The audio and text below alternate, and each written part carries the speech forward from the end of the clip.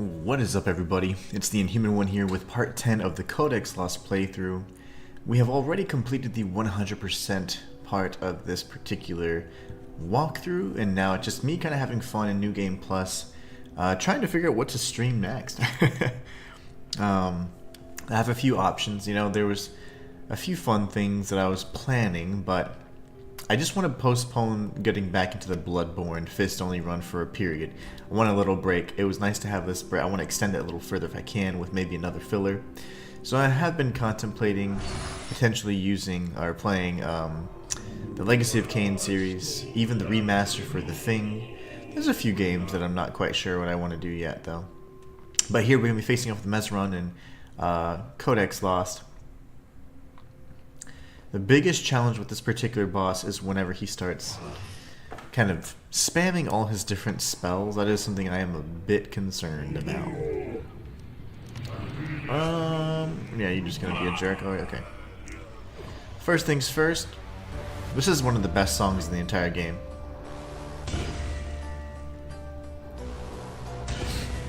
I wish those parries did something, but they don't. Rest assured they do not.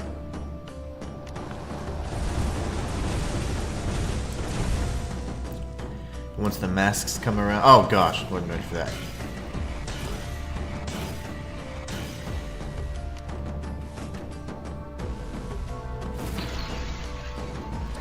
We might need to switch out to the charm that increases our stamina regen.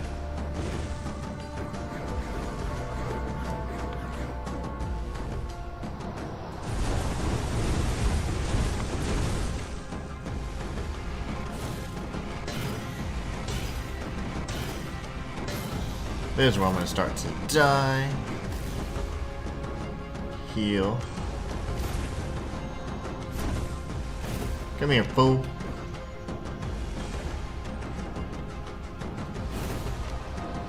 Oh, come on.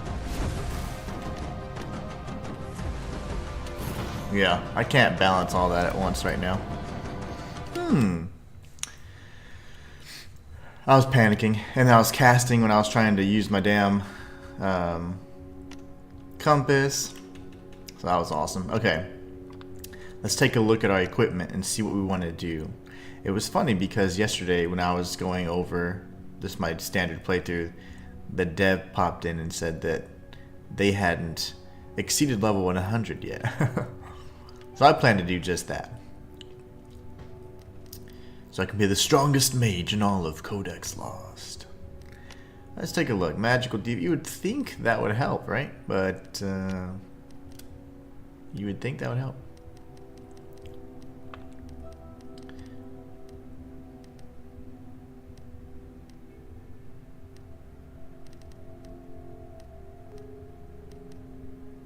I remember those lasers do cause burn, even though we are not taking the damage. So it's one thing that if I were to use the bolstering charm, that might help.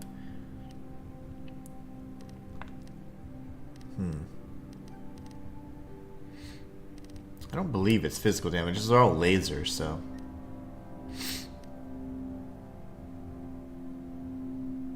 See, that might be a thing, because I am getting a status ailment.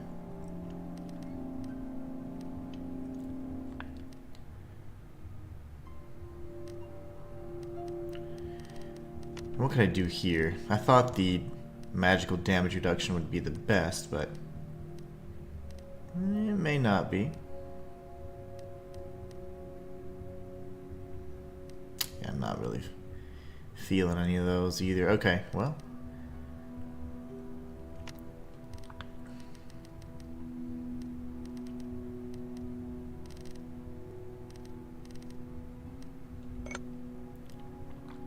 Alright, let's go back and kick some ass. We gotta warm up, you know, these are our warm-up opportunities here. This is my favorite boss fight in this game. There it is. Let's see how well we can do it on New Game Plus, though. We're gonna take tons of damage in that last phase. We will have to move around a bit. Hey, you. Cosmic, how's it going? How are you doing today?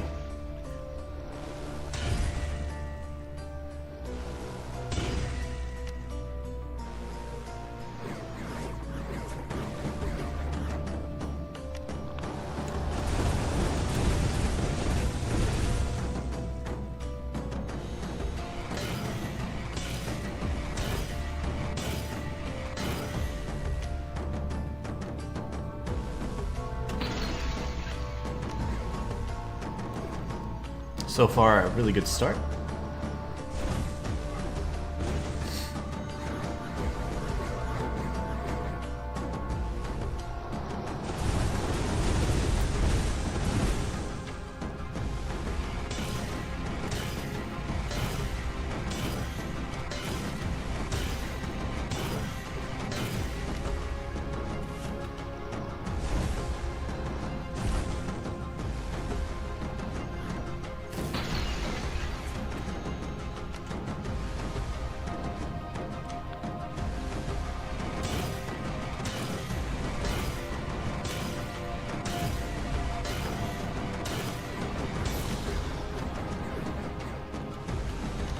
Oh gosh, that was bad.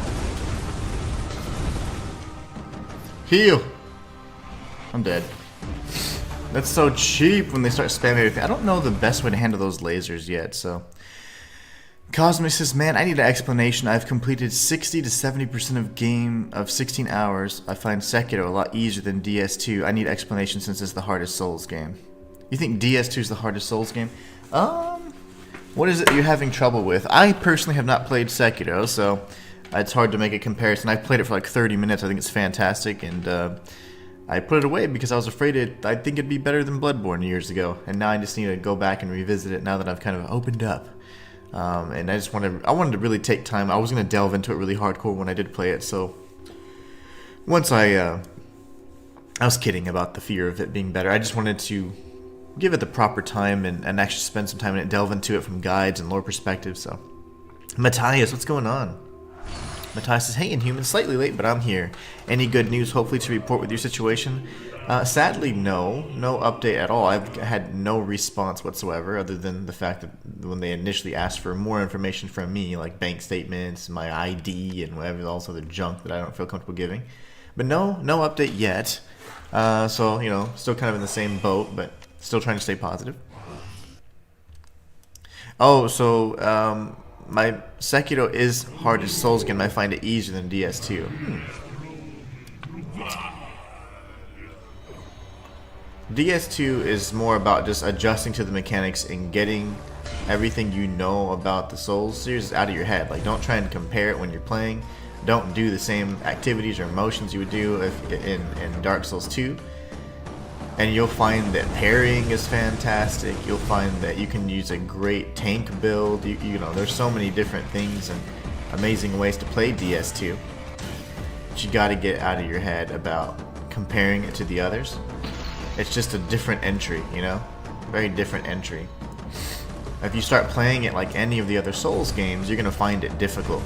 But it's really not. It's not difficult at all. The bosses are very easy to defeat. You just need to have the right weapons. Of course, you need to scale appropriately. If you are going to be relying on dodges, you need to understand the iframe differences and learn those. Oh my gosh, okay.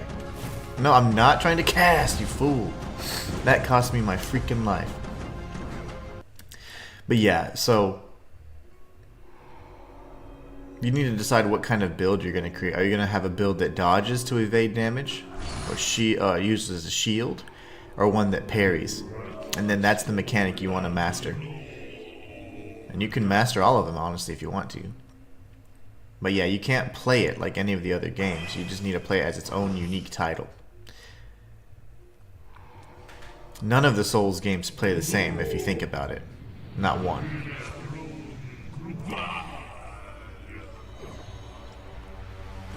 The nearest, or the most, I'd say, good comparisons of Soul games are Bloodborne and Dark Souls 3. Those play the most similar.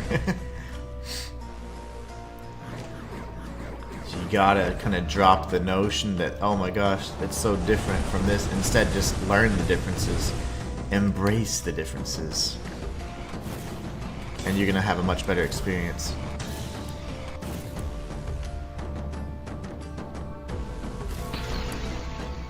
I got jacked up. Why was it already shooting lasers though? No, it wasn't. It wasn't. That was the... Yeah, I'm getting my previous attempt mixed up.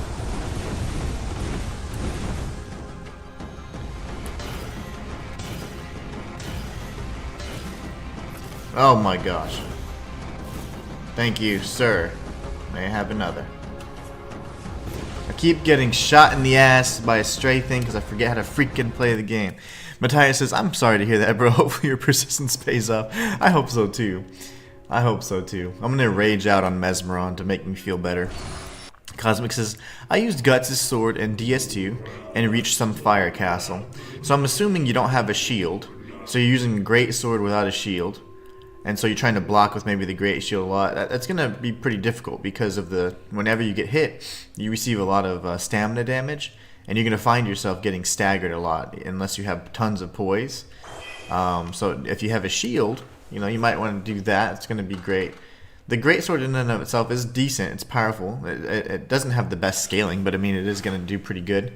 And you also want to rely pretty heavily on resins. You know, like use your gold pine resins and things like that. Don't be shy to buff your weapon. That'd be the best thing to do. Will you not play Path of Exiles 2? I don't even know what Path of Exiles is. I have no clue what that is. I've seen something that makes it seem like it's part of like Diablo or whatever, which I don't really play. So I don't know. No, so I don't think I will play. I don't even know what it is, man. I have some kind of shields. It's a circle, weird color. Okay, make sure you have a 100% defense shield. 100% physical defense. That's the only time that matters. There's shields that have, oh, magic defense. That doesn't matter. Just have a 100% physical defense shield. That'll be the best shield ever. Because most of the damage you're going to receive is physical. Even in locations where you take damage that is elemental, it's still, you still be blocking 70 to 80% of it depending on the shield, you know, and that's enough. Nothing better than a 100% physical damage reduction shield, so don't fret over that. And then we're gonna punch him right here. Bring this back. Shield up. See, this is where I get hit by everything.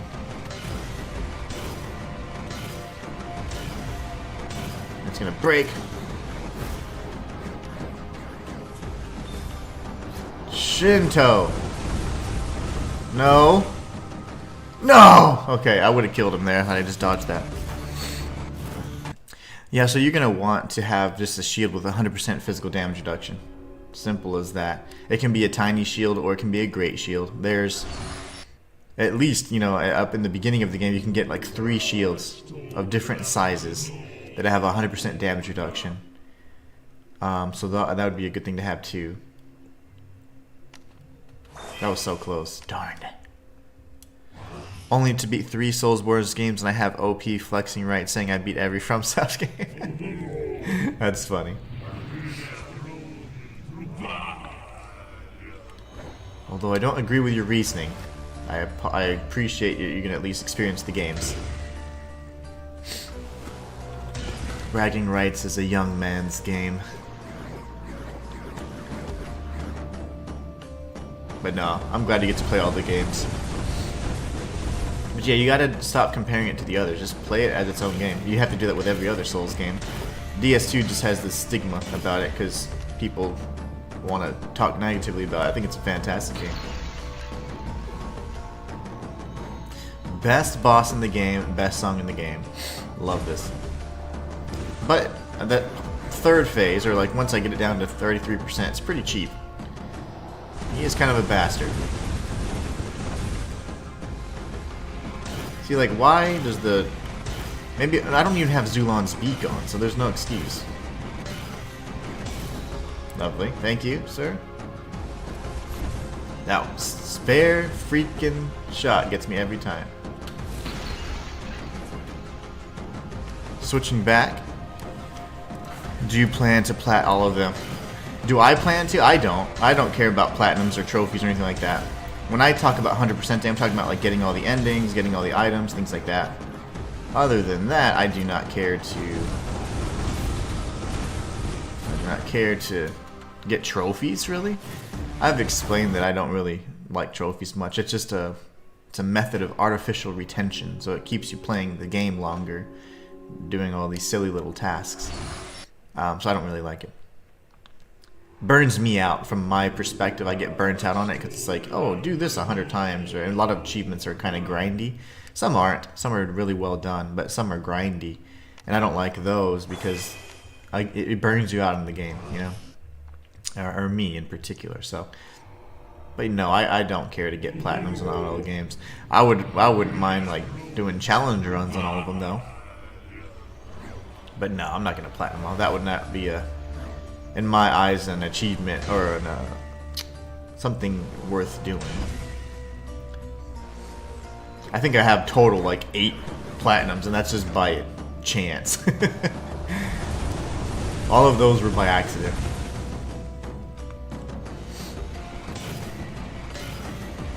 And that is all I'll have for a while, I'm sure, until I play another game that I really like and end up platinum it because I played it so much. Okay, why am I dying? I need to dodge that damn laser. I wish there was something that would buff my shield. And that's gotta be magic damage. That can't be physical damage, so.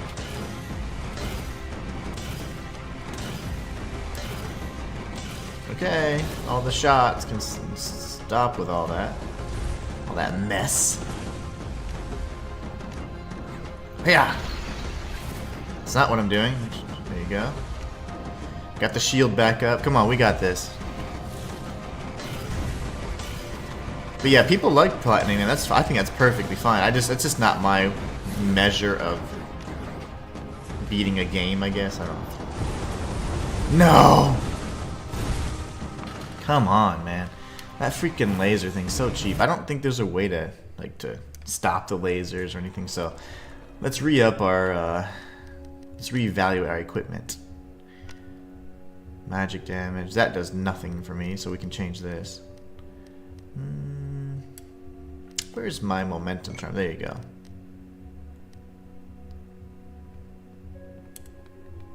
We'll go with that. Cosmic says, to be honest, I only really want Bloodborne, DS3, and Sekiro Plat's nice. Those are definitely some of the best entries in the series for sure. Sekiro I played for 30 minutes and I was like, oh my gosh, this game's gonna be incredible. And I knew I'd get so deep into it and lost into it. And at the time I was creating other content, I was like, I don't want to, take time away real quick for a while. So that's why I was like, no, this game's gonna be too good. So I can't wait to check out or complete Sekiro, get all the endings, and then do some challenge runs on it. That would be really fun. That'll probably happen next year, to be honest, in 2025. Come on, Mesmiron, quit being a jerkwad.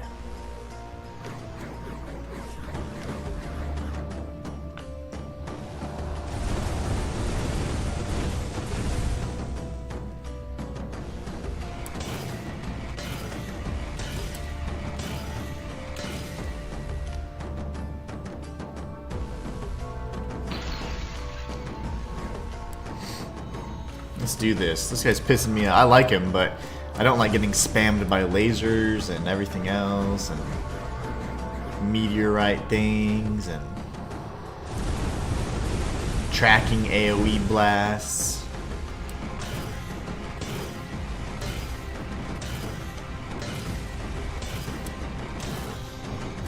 Lovely.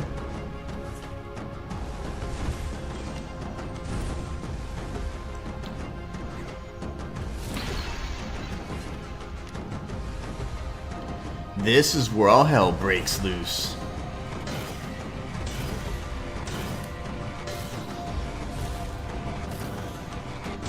Nice. Very nice. I don't know how I lost so much stamina there.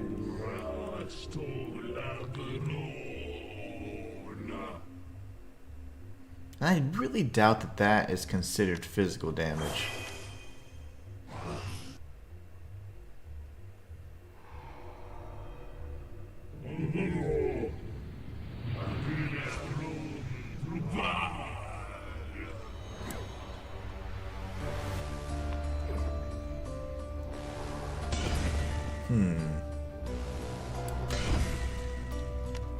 Because you take so much more damage in New Game Plus, I think that it's depleting my stamina even more. So the fact that I don't have tons of stamina is actually it's now very apparent that it's a problem.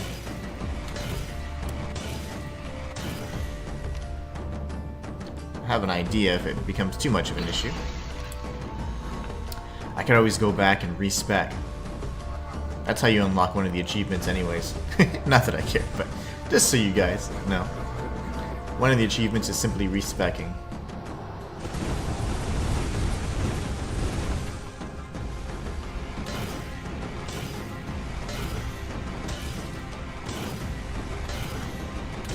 So yeah, like I don't know what to do to avoid getting hit there.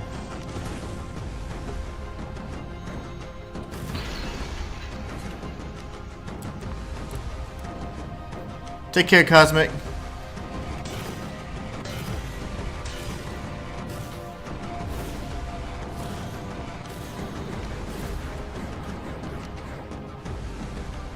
Oh, freaking balls.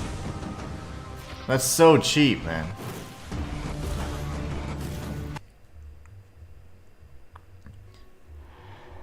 Cosmic's gonna go watch videos so he can beat his monkey later. That's a lot of information. Very interesting. Thank you for sharing that. Thank you for sharing.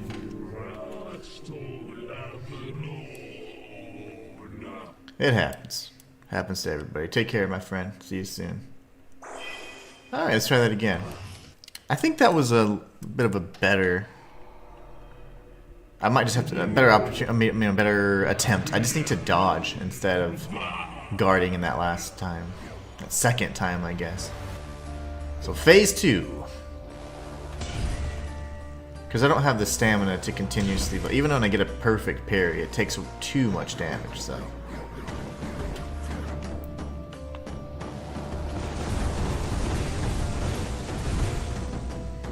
And we just punch this guy. Oh, whoops. Never mind. See, it's only 5. Normally it's about 8.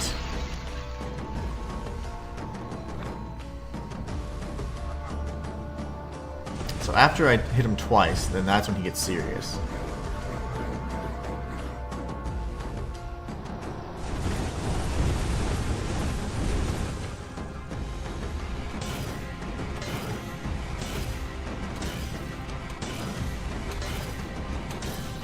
Yeah, it's like it takes increasingly more stamina. Yeah. Whoa!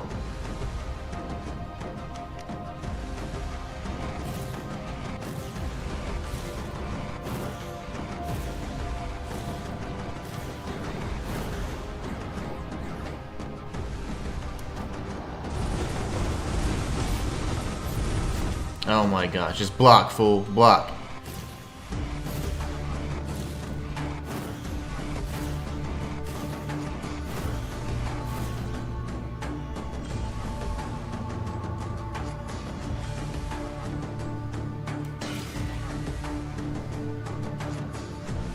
Come on, fool. Give me that freaking grimoire, baby. Let's go. That's my grimoire now. Okay. We win.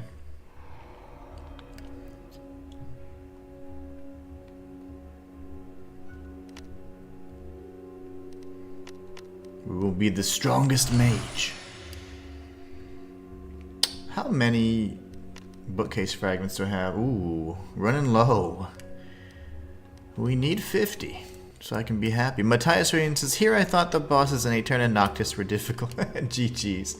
Yeah, I had to kind of move, and I don't like moving in boss fight. I'm trying to finesse it, but you know, sometimes you can't. Sometimes you can't just finesse a boss. You gotta just dodge. And I was like, gross. I didn't want to, but I had to.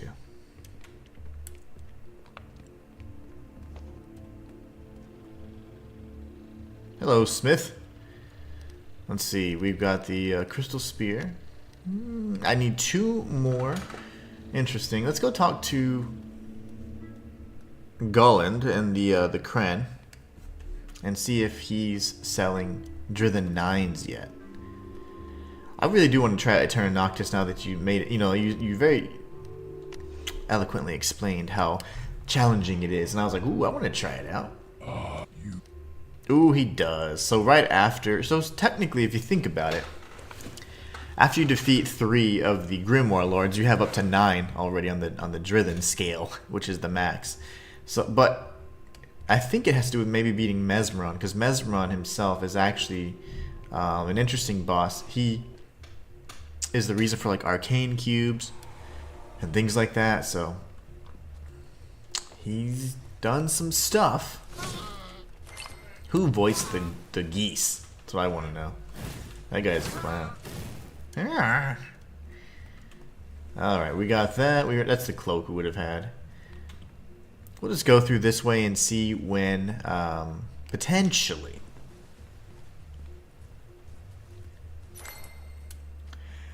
Oh, when Cosmic said beat monkey, I'm quite positive he was down. Oh my gosh. I was like, what are you saying, boy? I'm quite positive he was talking about a particular boss in Sekiro just to make you... Oh my gosh. I did not know. There you go. I have not played Sekiro. I thought he was talking about DS2 and then, you know, just have, unwinding. I was like, yes, that's fine. You can do whatever you like, sir. That was too funny. And I read it, and I was like, well, gotta just go with it. I accidentally read it out loud. In the improper context. That is so funny. Wow. That is hilarious, actually. Oh my gosh. Oh, I feel like such a dum-dum. Whoops. Oh, I'm sure he'll do that too. It's fine. That was hilarious. Oh my gosh, Matthias. Thank you for adding that context, though. As always, you are a voice of reason in this chat of mine. Everybody calm down. I don't want all the enemies attacking me. There's a meteor head. Matthias says, dude, I know you have many games you want to play and prefer to probably play, but I, for one, would love to see you take on the challenges and bosses of this game, and the lore is pretty interesting in my opinion. Is it on PS5 or Xbox One? Because I'm such like an anti-Steam Deck now. Like, I just don't want to play on, like, because the Steam Deck's great, but at the same time, oh, did he just killed himself? I probably can't say that. Probably demonetize my chat. He just hurt himself really bad. Interesting. He just walked in the water and died. Okay, so my eyelashes are so freaking long. They're in my eyeball. What consoles is it on? Even if it was on Switch, I'll take it because I just haven't really enjoyed playing games on Steam Deck that are not optimized for Steam Deck. And that gives me, in my opinion, an unfair kind of perspective on that game. And then I already kind of have like a bit of a negative, it's kind of tainted a bit because I'm like, damn it, it doesn't play as good, it doesn't look as good because on Steam Deck, you know, it's running and it's not, if it's not optimized, the control scheme might be different, the visuals are going to be a little, they're going to suffer a bit. So I want it to be on something that I, you know, PS5, Xbox One, or Series X, or Switch. I'll do Switch as well. If it's on any of those and it's relatively cheap, because I don't know if I'm going to be making money this month, I'll try and get it.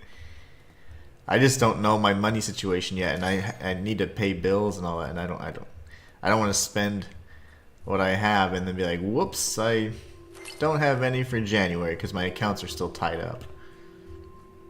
Okay, we beat Mesmiron. That was fantastic. Fantastic. Oh, nice. Matthias says, I'm currently playing it on PS5. I unfortunately don't have a Steam Deck. Also, it's usually on sale since it's been out for many years and the sequel's on... Okay, cool. The sequel's on the horizon. Matthias laughs. He said, "You're very welcome. Glad I could make you laugh." And I cannot believe I misinterpreted that. But that's literally like, I was like, okay, that's... You would certainly expect that kind of talk in chat anyways. Usually my chat's pretty chill, but some people just get real comfortable. So I was like, yeah. Oh, come on. You spammy little mage. You will die. You will not meet Nobunaga. Alright, now we got this one. Hello. These guys are way too strong. Ugh! Boulder worked really well against them in my other file. Okay, fire does too. I'll be darned. These guys are everywhere. Whoa, what is that? Oh, nothing. I thought that was a creature. It's just it's the hole where we are able to kind of go through that land bridge area. Interesting. Okay, that scared me. I'm looking for the dang unicorns. I've yet to see one. I fought 2 cubes yesterday. Oh! I fought 2 cubes yesterday. They're like golden cubes in the wastelands, which is cool. I thought that would be considered a rare game, but it didn't do anything, and it didn't complete the Mark Vanquished kind of quest or anything, so I was like, come on. So I need to kill a unicorn, I guess, which is kind of not cool, because I don't like to kill unicorns. Some people get too comfortable, a little too comfortable. Oh yeah, no, no doubt. No doubt about it. Let us speak of Frostflame. Yeah. We're doing all of these. Okay, let's go kill some mini bosses. Let's go melt some mini bosses in like no time at all. The Frostflame Skull and the Mechanical Golem and the Golden Goose. Unholy Monster. Oh wow. There's much ass to be kicked. I've been slacking. And we can beat this Titan down here too, because why not? He may be resistant to fire, but no man is resistant to Meteor Storm. I thought that was a parry? It wasn't?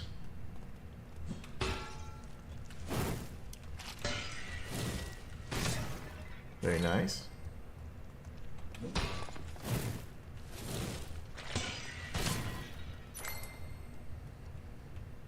Tense metal.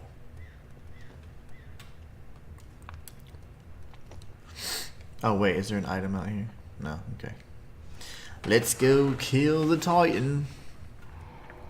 So I saw the Clash of the Titans remake or whatever. Oh my, it was terrible. It was bad. The effects were cool. Like, it was very effects driven, and it's like, hopefully the acting and the dialogue and all that stuff won't matter. It matters. It certainly matters. So yeah, it was kind of trash. I was like, wow, this is terrible. The original, so good. Oh, I died. The original was so good. Where am I? I died. Oh, I'm going to be back in the library. Guess we're going to the Church Undercroft. We got to go back to the Craglands. That wasn't smart. But we're just going to defeat a bunch of mini-bosses now. He's going to be resistant to fire, so let's do this. Very nice. Matthias says, this game has a boss with one of the cheap tactics that I prefer a boss not to have. That's constantly transporting. Absolutely dislike that overused boss trope. That I hate a healing boss. I hate me a healing boss. Like that to me bothers me. It's like, oh, come on. I don't mind, like, okay, I have 5 different phases. It's like, okay, yeah, you got a new health bar because you're a new creature now. But I do not like a healing boss. I don't mind if they teleport, because sometimes you can then start predicting their pattern, or you can manipulate the teleportation so you can trap them in a good spot and corner them. You can reposition them essentially how you see fit. But sometimes it's just random and it just sucks because all they're doing is evading you, right? And that's no fun. Ooh, the fireball has such a great splash damage.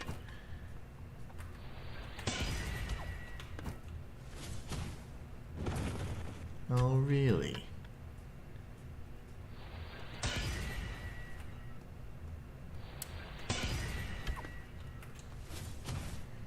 Getting fried chicken tonight, boys. Crow would be disgusting. I don't think I'd ever eat a crow.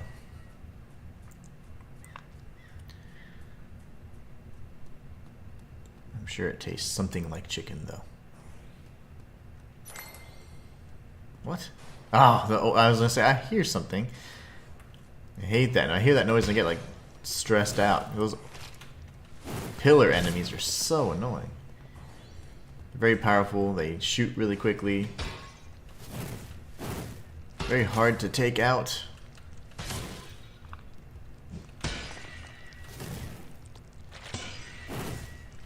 Very nice.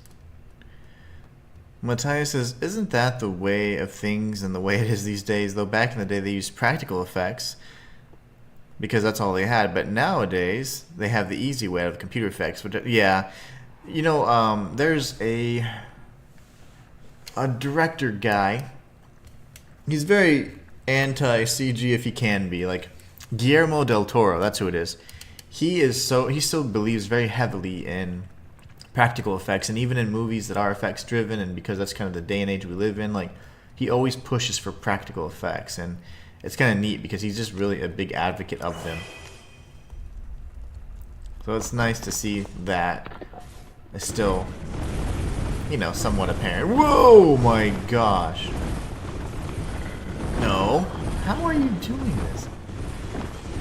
The Titans are jerks. Let's go around. I know he's not weak to fire, but I should be able to stun him nonetheless. You will taste my wrath. Okay, there you go. He's dead. It does not always make the movie better. Yeah, I agree with that. Practical effects can go a long way. I mean, look at The Thing, which is one of my favorite movies. It's such a good movie, and the practical effects or what drove it. And this is how you get nothing. The best staff in the game.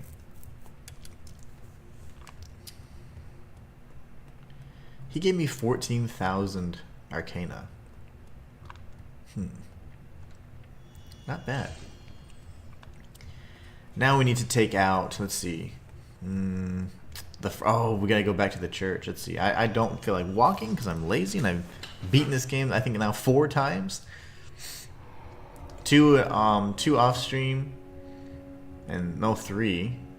2 off stream, and this is my 3rd. So then, yeah, this is the 4th time. So yeah, we're gonna skip some stuff. Church Undercroft, and we'll be heading towards the boss fight. That should be directly to our right. And we'll make another sharp right here. Bonesaw is coming. What about you? What about you? So we're going to spam Lightning Bolt. Oh, no, we're not. We're just going to use Meteor Storm, and he'll die in 2 seconds.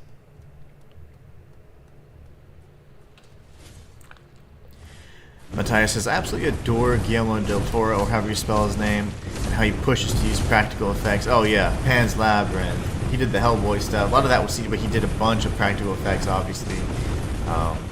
He just really tries to use as much as possible in that sense.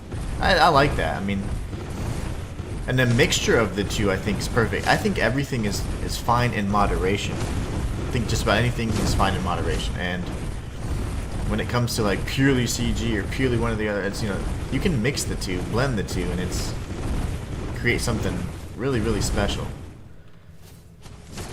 Nice. Well, that was easy. That was a mini boss. All the goodies. We still have tons of mana left as well. Yeah, Pan's Labyrinth, I have seen it. It was great. Yeah, Guillermo del Toro is like a Spanish dude. He's from Spain. Pan's Labyrinth was originally, oh, it is in Spanish, but it's, you know, Spain Spanish. Even that for me, it's hard to pick up because the accent is just crazy. I can pick up on many other accents and it's perfectly fine. It's usually the cadence or the speed, but that lisp that they have because of that stupid king. That stupid king of theirs that had a lisp and was like, we should talk like him. Like, why wouldn't you emulate someone that has an impairment? You know, like, wouldn't you want to speak, like, not with that? And it's like they're emulating or imitating an impairment, the impairment that he had because he had a lisp. And it's just really funny to me. A lot of these kings and leaders of old were like, they're pretty much like deified, man. It's like, take it easy, guys. He's just a person. Just a person. But yeah, that's why they speak that way. But yeah, I don't. And they also use different tense, like so there when you're speaking a Latin-based language, pretty much you have like in any language actually you have like the present tense, past tense, whatever, and then like your verbs. You know, like depending on in our language we don't conjugate verbs, but in Spanish you do. In any Latin-based language you do, but they use another tense, and it's a tense that I'm not familiar with. So when I hear it, I'm like, okay, okay, they're talking about this group or whatever. So it's just something to get adjusted to. Best way to fractured field temple. Yeah, let's go here. We're gonna go here. Can't sit here. From Forrest Gump. We gotta go around. Oh, goodies. Why did I miss all these? I was so sloppy in this file, but purposely so, because I mean we've already obtained everything. But if I see a shiny, I'm compelled to grab it. But yeah, Spain Spanish or Castilian, it's tough to understand. I mean, I can understand it. Just I have to be like, huh? Occasionally. They get real lispy on me. And I'm like, what are you saying, man? That movie is definitely not for kids. Oh my gosh, it's not. It's certainly not for kids. That movie is, whoo. It takes you places, man. Definitely takes you places. But that is certainly not a movie for kids. I second that. Matthias is a perfect example of what you just described as Shaun of the Dead, where they implement computer effects, but you don't even realize it. Oh, no, I didn't. Yeah, I'll say where. Maybe like on like the blood splatter, I would imagine. They probably implement on blood splatter. You see that a lot, especially in like violent movies like that or gory movies.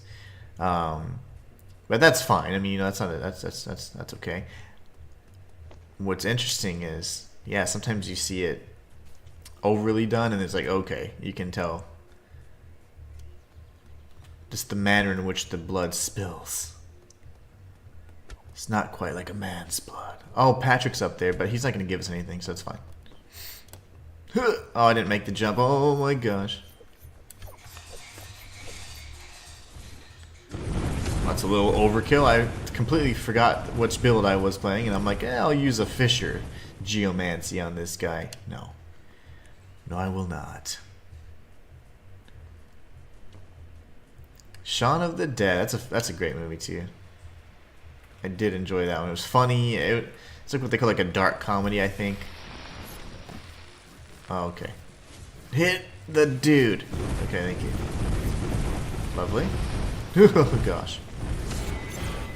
Dead in 2 seconds.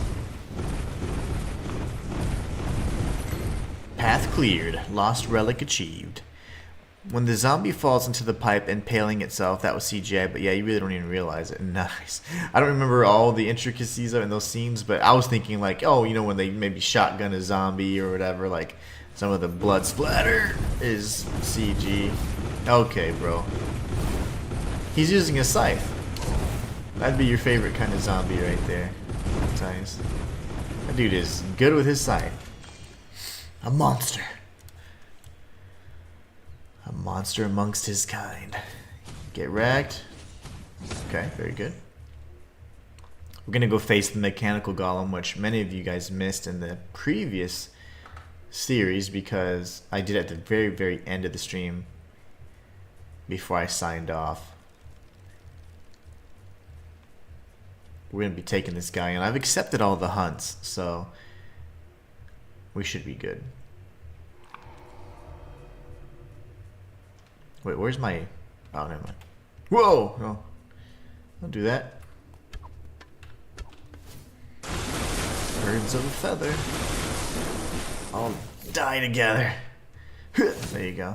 I don't know, that's certainly not the saying, but I changed it. There we go, that's mine. Oh! They changed this area, that's right, because now it's New Game Plus. Now we're cursed. Ouch. Let's go tag. He's gonna explode. Let's go tag this. Okay, very good.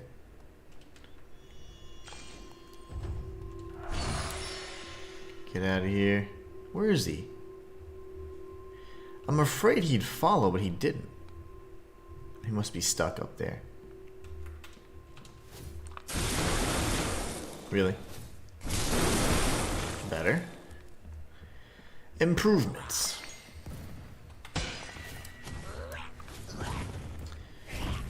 Matthias's George A. Romero had an idea for his style of Resident Evil movie. Unfortunately, it never came to fruition because he passed away. Oh, man.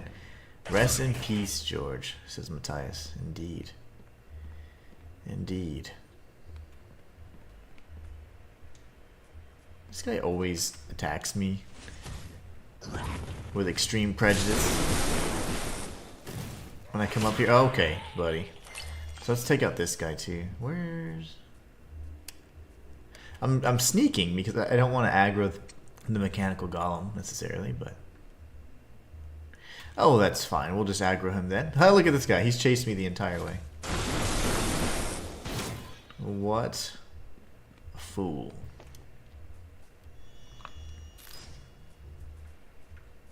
Oh, that's him right there. I didn't even notice. Oh my gosh.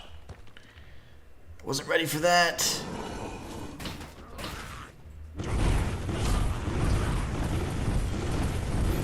You jerk wagon.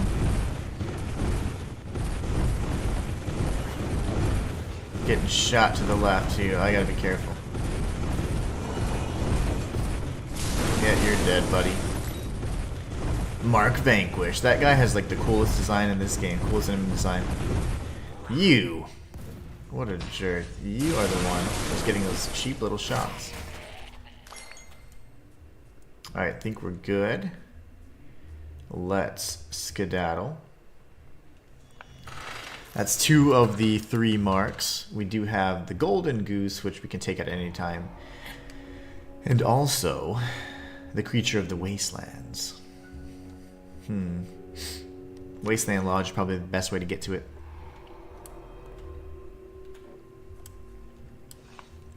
And I am hungry today, and it's only 12. Oh, I'm starving already.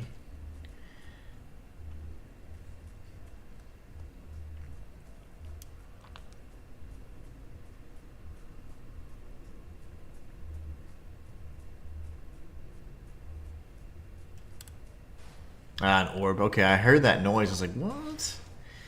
New Game Plus. They're everywhere.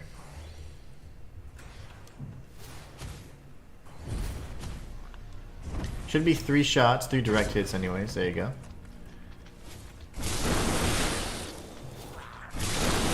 Very nice. Quit screaming at me. You guys are mean. Oh, parry. Last moment. Oh, okay. It went right over my head.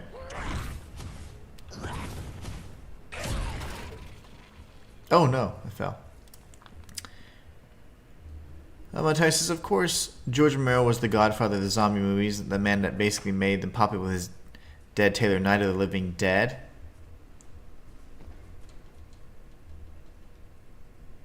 Dawn and Day of the Living Dead. Ooh, yeah.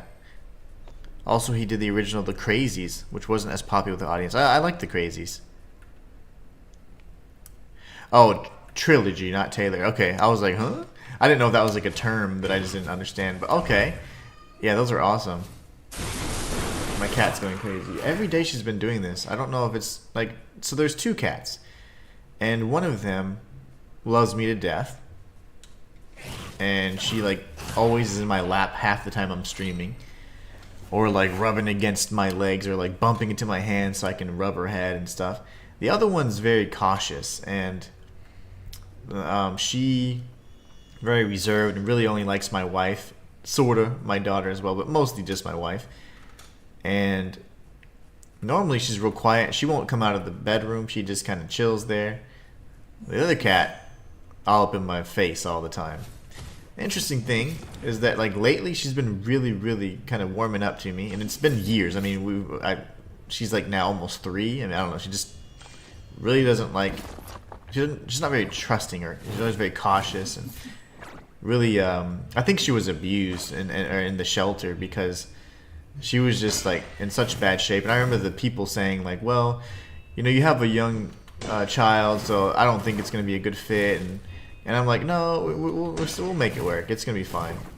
And my daughter can pick her up and whatever, and she'll take whatever. She just may not like it, but she's never hissed, never scratched or anything. Okay, long story short, she is like, when I come up here and I'm gone for an extended period of time, it's like she like is calling for me like, no, where you at, where you at? But she's not brave enough to come out. I'm like, you little weirdo, just come out. So cats are funny, man. Cats are goofballs. Hello, can you come out, please? But yeah, I'm pretty sure it's because she wants me back there. She's like, come back. And I'm like, I can't.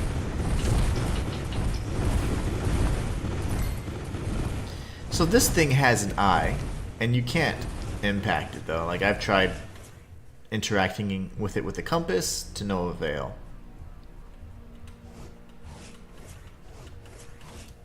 Even when you get closer.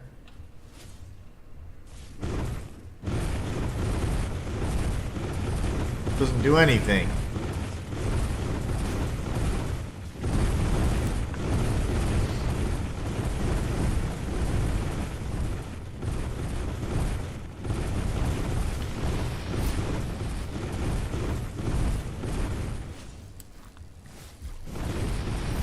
Ow. That's not good.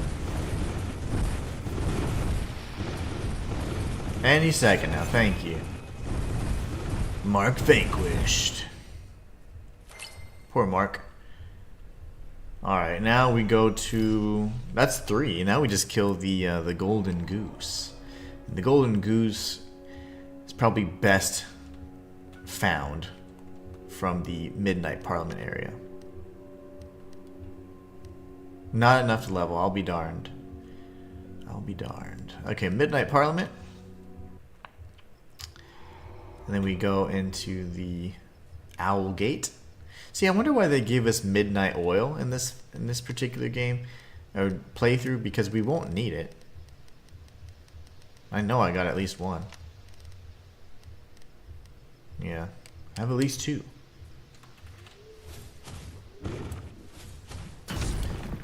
Let's go check our owl mail as well.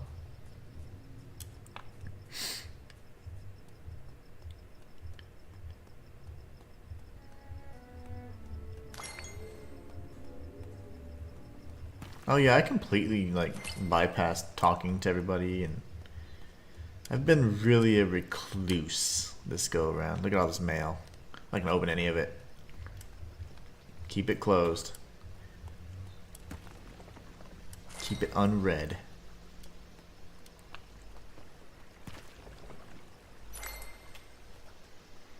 Hello.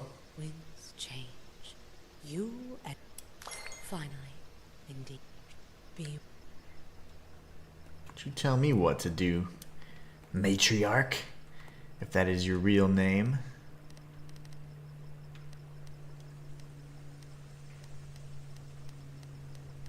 You have 1, 2. Yeah, you have 2 more males that will come in.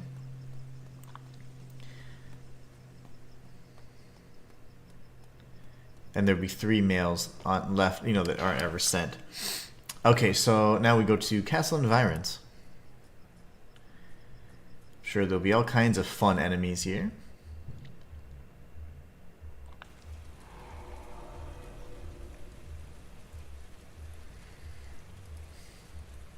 Okay. Hard left.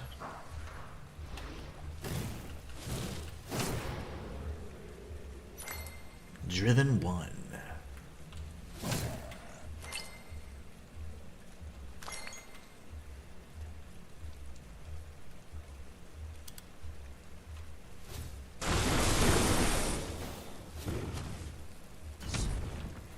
Oh, that's not the right spell. I thought I had Fisher. That's okay. It'll still work.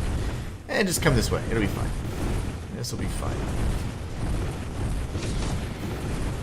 Yep. That works. I'll take it. Matthias says, I think you'd have an easier time with Aeterna Noctis even on the normal or hard difficulty because in my observation of watching you and your content, you have a natural gift with recognizing patterns. And this game and its boss are all about recognizing boss patterns and what have you. Oh, okay, nice, nice. You know, the way I obtained that skill is from fighting in real life. But yeah, that is certainly I kind of pride myself in that skill, being able to recognize and identify patterns very quickly. That is something that I feel is what kind of sets you apart when you're in a fight or in any kind of skirmish or anything in general. If you can find patterns, then you can see, okay, like, then you can make predictions, then you can take calculated risks, you know, so that is certainly my style. There's Midnight Oil over here, too. Quit shooting me! I hear the mage. Venomancer? Die. But yes, that skill comes from real life. Because I was trained pretty hardcore at an early age. Since I was like 3. My dad was quite the teacher. Well, this dude.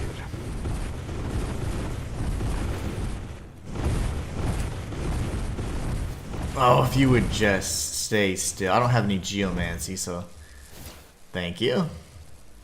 You know what? We're going to get real up close and personal.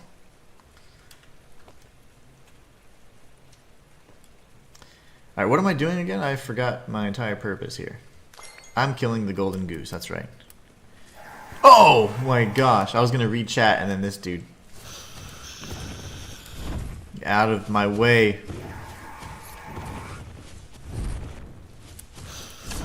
Matthias Rain says, fighting in real life? Wait, are you secretly UFC or MMA fighter? No. I was doing all, like, so interestingly enough, all of those, like, MMA, everything that's been popularized now, mixed martial arts, like, so I guess there's 2 stories to tell with this. First, so my family, like, they're all fighters, like, in one way or another. Like, they either boxed or did this or that or whatever, right? Every single one of my uncles and stuff. And, oh my gosh! I died. And, my dad and my youngest uncle, they ran... Well, actually, my dad ran, and he ran the martial arts school, whatever, back, you know, in his time, and they had learned, at the time, it was Kempo Karate. And back then, you know, still like in the 70s and whatever else, 70s, 80s, whatever, even up to the 90s, everything was, martial arts in general was all about styles. There were different styles. So it was always which style was the best, right? And what was I supposed to do? Oh, yeah. So which style was superior? You know, which style was stronger than this style? Obviously, that's just bad science because you could have someone that fights.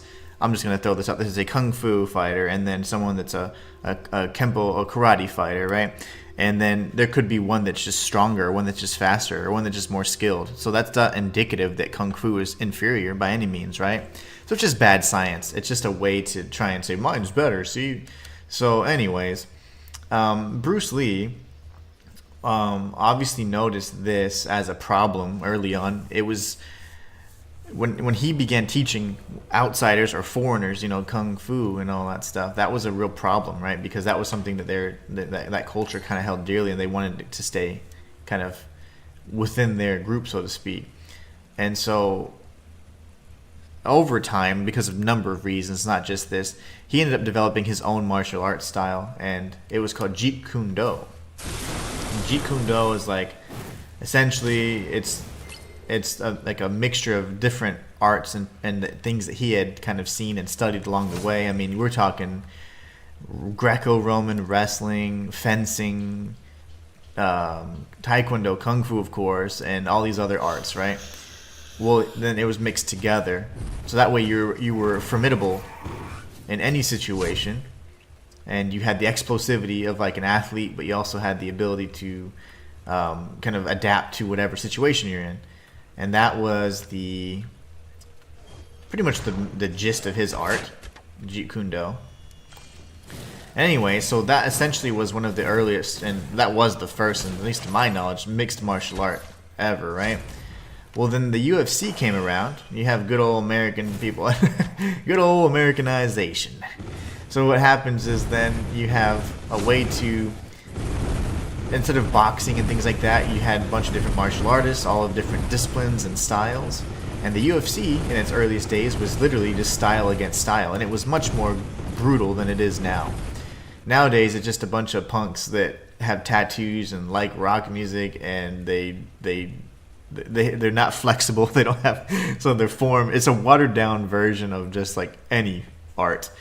They punch ugly, they kick ugly. It's just nasty. It's just it's more like a brutish kind of form, and it's been watered down and diluted because now it's popularized. So what better way to ruin an art than to monetize it? But anyway, so what happened is in those tournaments, the different styles were facing off with one another, and eventually they noticed, oh my gosh, there is a style that's superior because this particular person who is of this discipline and this style is beating everybody else. Now, this person was Royce Gracie. Royce Gracie was a Brazilian dude that studied jiu-jitsu, and his whole family, they were all jiu-jitsu kind of instructors or whatever, and they sent him to go and fight. And here's the thing, at the time, most of the arts were stand-up. So if your range, in the range of your fighting would have to be standing up, right? No one was, unless you're a wrestler or whatever, was even proficient in ground fighting. Jiu-jitsu was initially part of judo, so the throwing martial art, versus then you had the secondary part with jiu-jitsu, which is once they're already on the ground, how do you finish them off? And that's where the submissions, all that came into play. Well, Royce Gracie took on a lot of these other martial artists, and he beat them because once you take them to the ground, well, if you're a taekwondo guy, well, you can't jump around, spin around, and kick anymore, right? Because your ass is on the floor. So, and same thing happened. Oh, if you're a kung fu guy, well, you can't punch anybody because if you're a boxer, well, you can't punch as effectively because you're on your back, right? And that put people in a position where they were just outmatched because they just lacked knowledge of how to still be dangerous from those positions. So then, essentially, jiu-jitsu was marked as like one of the best martial arts ever because it was superior. He had beaten everybody. He was the champion, blah, blah, blah. Well, then years passed, and over time, UFC, now everyone's like, we need to know jiu-jitsu. You got to know jiu-jitsu.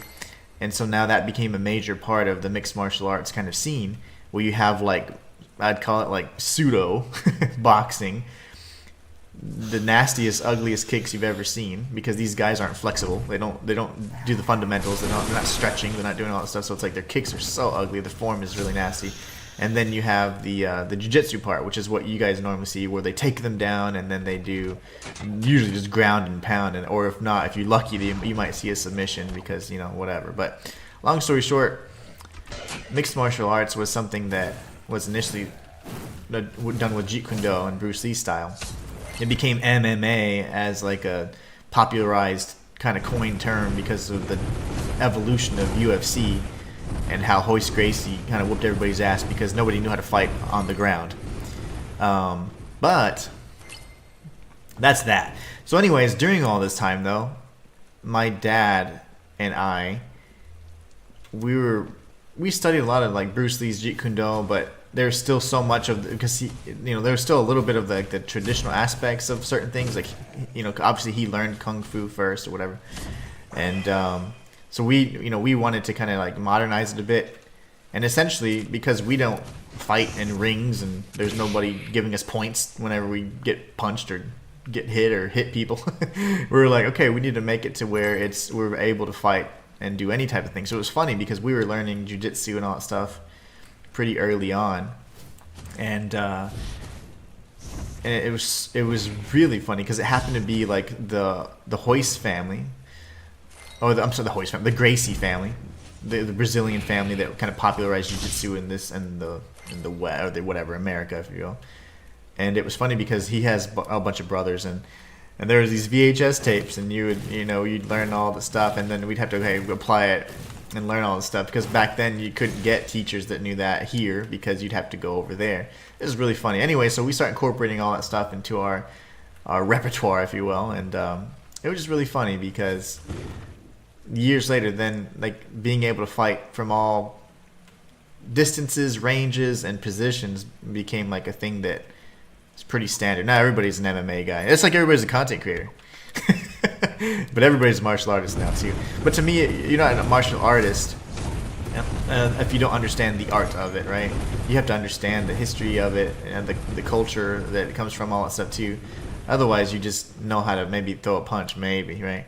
Maybe you know how to defend yourself. But yeah, I don't like the term martial artist being used very loosely because it's an art, right? And I don't know. I don't think that MMA or like UFC it's really just kind of bastardizing that art for me, and it's like ugh. So I haven't watched it in many years. Where is this guy shooting me still? But anyways, that's my story. All the while, how do you? Lovely, you evil little creature. Okay. The fireball might not. Yeah, it's not gonna have the splash. Oh, he's so close. He's way too strong. Matthias says, oh, okay, some of us lucky enough to have a father like that. Unfortunately, I wasn't, but it is what it is. Well, my dad's cool, but back then he was very harsh and very strict and very harsh. So I know that your father had his issues, but man, my dad was tough cookie for a very long time. Only recently have we had, I'd say, a much better relationship. But okay, bro, like seriously, let me start my meteor spell here. I think my neighbors are moving, and that's why all that noise was yesterday. Go. Ah! He still survived. Don't. Stay right there, buddy. Yes! Mark vanquished. But anyways, yeah, that's how that all works out. Yep, that's why Bruce Lee invented Jeet Kune Do. You bet. You bet. You bet. I don't know if you've seen a lot of like Bruce Lee's movies, but Game of Death was the movie where he was only in it like 20 minutes because he actually died during the filming, and there's like stand-in actors, whatever else. Well, at the very end is where he's actually even present in the movie when he's kind of taking on all of the masters, so to speak, and he's using the different styles, right? They all are of a different style, and he himself is then adapting to each of them and beating them, right? That was kind of the testament of what Jeet Kune Do was. In all of his movies, he tried to kind of teach that as best as he can, but they always wanted to tone it down, you know, because he was kind of a nut, but in a good way, you know. Any forerunner, any forward-thinking kind of person is always kind of an anomaly in their time. So, anyway, one of the individuals that was using the weapons, he was using nunchucks and other Kali sticks and whatever else. He's Filipino, and his name's Dan Inosanto. And I actually was trained by Dan Inosanto and a few things. It's pretty neat. So it was a very difficult style because the Filipino arts are kind of very tied to the traditional arts, which are really flowery. Like, I'm not saying like flowery, like, oh no, flowery meaning like they're very like there's a lot of flourishing type movements and stuff. So, anyways, it was really hard for me being a very direct, like I want to be the most efficient and strike this certain way. Dan Inosanto, even though he is one of the kind of few that can teach Jeet Kune Do from Bruce Lee or whatever, he kind of took on that more flowery, like flourishy, kind of like really pretty style of it, whereas Bruce Lee was much more direct and was very, in a sense, like was very cognizant of the sciences. Like, like the fastest point from A to B is straight line, so you're going to be attacking in straight lines and doing things like that. So it was just interesting to see that one of his students that he would then have teach and carry on his art after his death kind of took a different methodology and incorporated his own culture into the Jeet Kune Do philosophy. So it was kind of weird because it was like, it's a little flourishy, but I mean it was good. It's good, and he's incredibly skilled beyond what you can imagine. He's old as hell and he's really good. So it's like, wow, this guy's good. But it was just interesting to see how it deviated from what I would imagine would be the original kind of intention. But anyways, a lot of martial arts philosophy. Martial arts is one of the constants in my life, and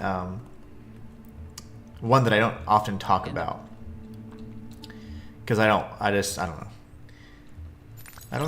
You got to keep something close to your chest, right? 67. All right, we're good. Now we've done all the things. We can go to the Craglands yet again. Church Undercroft. Matthias Rain says, GG's. Thank you for sharing your story. That was very interesting, cool to hear. Yep.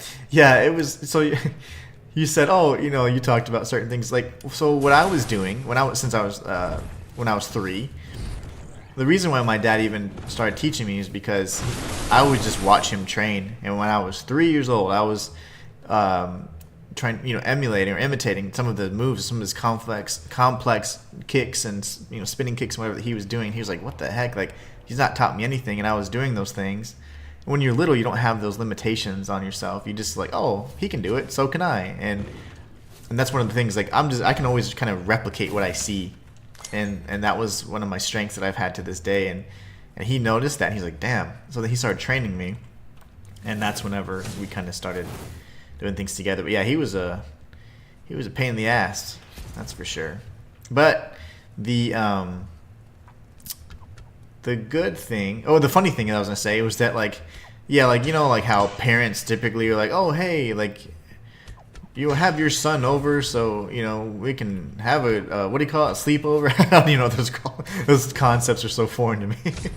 Sleepover or whatever, right? Well, back then, like, the circles that he was in, it's like, oh, my son's learning this martial art, and my son's learning this martial art, and so essentially they'd be pitting us against each other, and that's how I knew my friends were people that I'd soon be choking out or kicking their ass, and they'd be crying. I'm like, okay, this is my friend, Luke.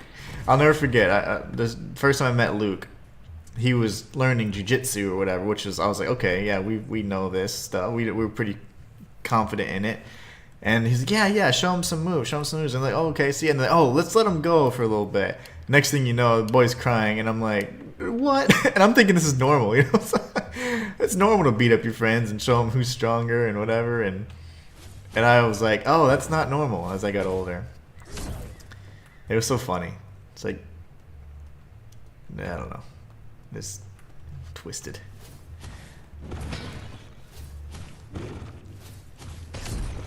Weird stuff. But yeah. And it didn't help that I was a really proud, driven primarily by pride most of my life. So I would seek out, ways to just fight, just so I could feel better. And that is why I try and be so nice now, because, man, I think that I've had to pay for being such a jerk, in my younger days. But most of the time they'd pick on me, and then I'd just be like, okay, well, that's not going to happen, so I'll just whoop whoever. But a lot of times I'd try and find a reason, and I think that was obviously all driven by pride, of course. And you should never seek out fights. The best lesson, if you learn martial arts, you should never use it, That should teach you when not to use it. The occasions and instances where you have to use it is very few and far between, so you shouldn't go looking for that kind of stuff, and in my as a man, I guess now I see that, and it's one of those things where it's like, man, I don't ever like seek out confrontation or anything like that, but there's a part of me that still wants to, but I'm like, nope, gotta be calm, gotta be good, I gotta live according to God, not because I think I'm cool, because that is just not the way to go. But yeah, it's one of those things where I've calmed down so much, and now I've learned over many, many years how to not be driven by pride and testing yourself to see, well, who am I better than? That doesn't matter ultimately, no one's gonna. That's not something you want to be remembered for anyway. Something of violence or something like that, It's just something that you should know. You need to know self-defense, I think. So I think it's important to pass that on. But the biggest and most important lesson of all is to not ever, just seek out violence. Just because you know martial arts doesn't mean you're just some Billy badass. You need to not do those things. Let's change up our magics a bit because we're gonna go kill the rainbow slime. Oh, I have a Venomancy. Okay. Very nice. Fisher. Yes. Good. We're changing it in the most ugly of ways. I don't like that. Fireball can be changed to this. Yes. Very good. Alright, now we're going to go to Bleakwater Depth. Kill some things. Matthias says, I've seen every Bruce Lee movie. I used to have the box set, but unfortunately that was stolen when I regrettably trusted someone and let them talk me into moving to Arizona when I was younger. Yeah. Bunch of jerks, man. I lost my entire gaming collection years ago, about 14 years ago, and I've had to rebuild it since. But it was, I mean, this stuff was priceless, and nowadays you just can't obtain it. So many things that I had and that I no longer have, and even now I couldn't replace, of course. So it's nowhere to beat up your friends. And wait, no, it's not. The friends I had grown up with, all without fathers directly in life, started our own fight club. As long as it is one of those like, hey, don't hit in the face, right? You're not supposed to talk about the fight club. You know the first rule. Yeah, it was weird.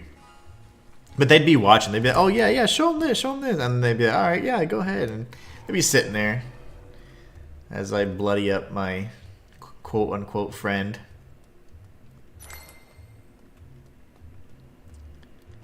Very strange. Yeah, don't punch each other's faces into oblivion. Yeah, no way. You can't afford hospital stuff back then. You're like, I gotta make this more affordable. Gotta make this butt kicking more affordable. Alright, let's pop a bookcase fragment. Top off. Wowzers, we're strong.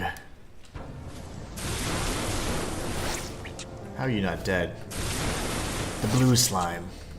I love the rainbow slime fight. One of the best fights. My god. Oh my god, I blocked it. What a boss. He doesn't like lightning right now? Okay. That's not the one.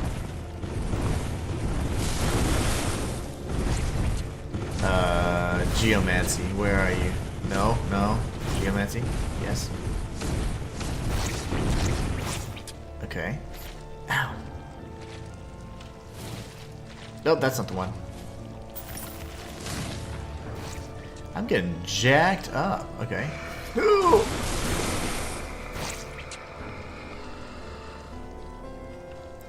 Fisher.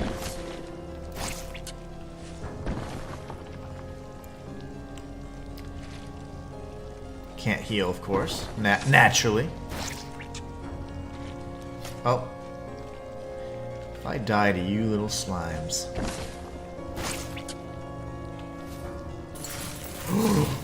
Got scared. No! He's got the range. You know, I should have healed. I should have actually equipped a mid-light prism, which I don't think would do anything right now. Oh, it does. Okay, sweet. I'm just so darn stubborn.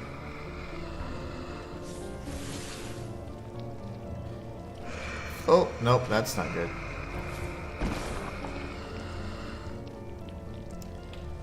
We'll do one of these. And we'll do one of these.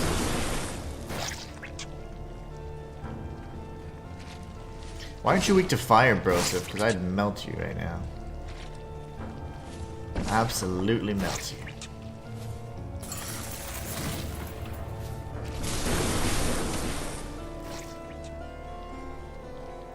No! Okay, we're good.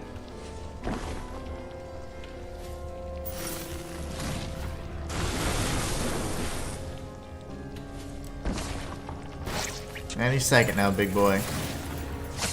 You're dead. We are donked up right now, my gosh.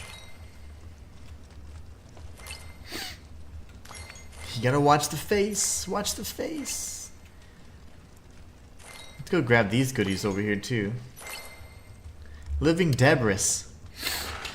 Debris.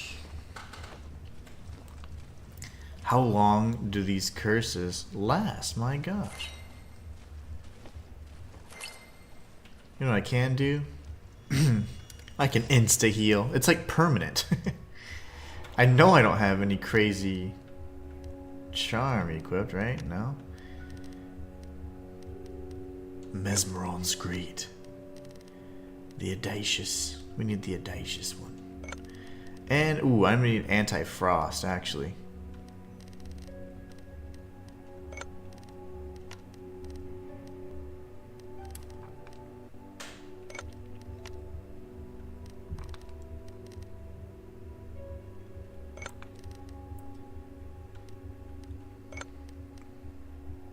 Let's change out our spells again because they're all wonky.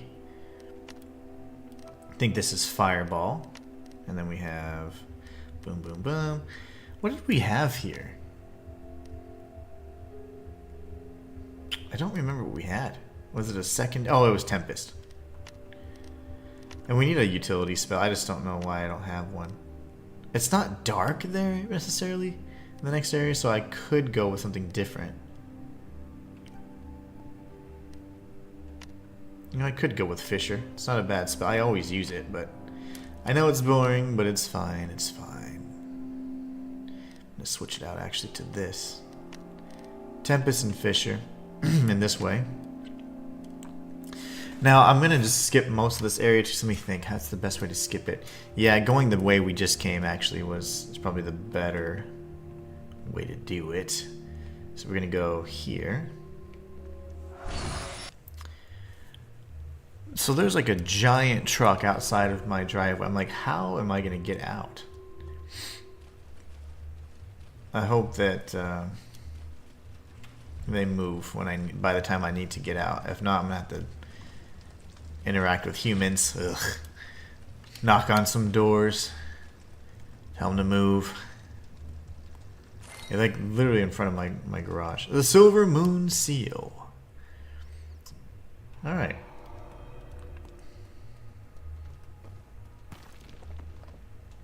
This is not a pathway that I'd advise taking, but if you're skipping everything, it's fine. This is fine. It works just fine if you're skipping everything. This would be one of the last Midnight Brazers we ended up interacting with. Come this way and we're going to have some bugs to contend with here. Then we have 2 Apigean Bros. Gosh, you guys are strong for no reason. Absolutely no reason. I'm casting! Okay, that was mean. Okay, sir. Alrighty. Good fun. Do your thing. Choose your spell.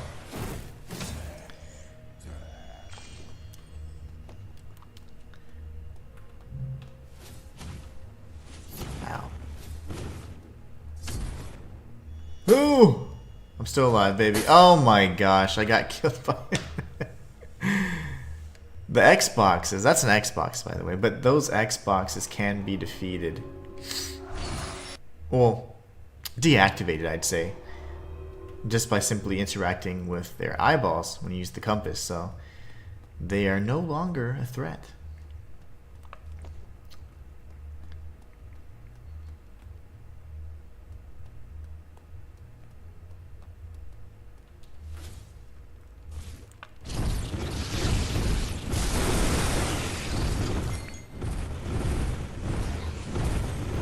Trying. Yeah, I was trying to get it off, but not quite. Oh, this poise is sucky. Maybe I should go for a really high poise mantle.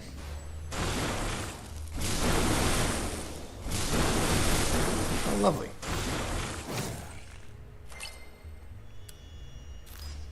No! I meant to use... I meant to use a heal. Dang it. That wasn't good.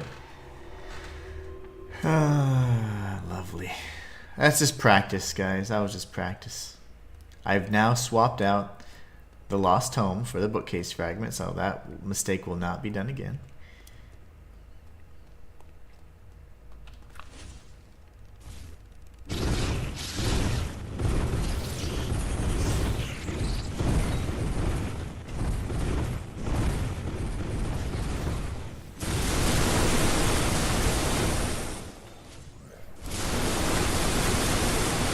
How are you still alive, Broham?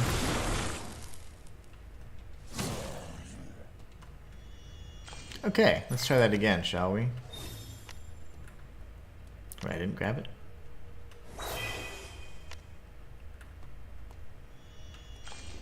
How are you hitting me? These crazy angles.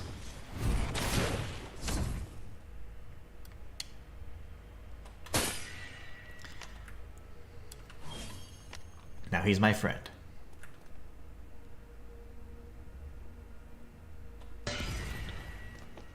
If you don't have the numbing charm on, then you're gonna need a lot of spice crackers because you're gonna be frozen. And if, as you can see, there's a blue bar behind my head, and the bar is actually indicating the frozen status. And you'll be slowed to a walk. You cannot move any faster.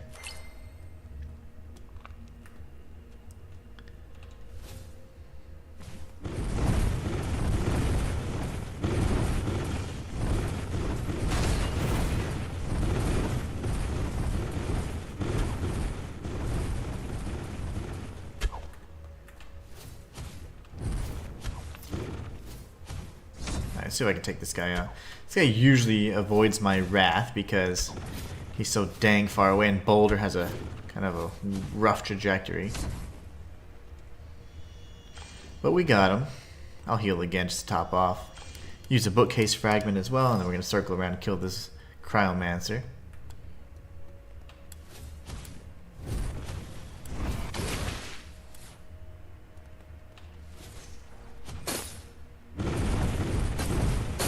Oh, you're gonna be kidding me.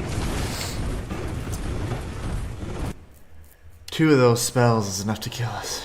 I just want to rush through this, but I can't. I keep dying.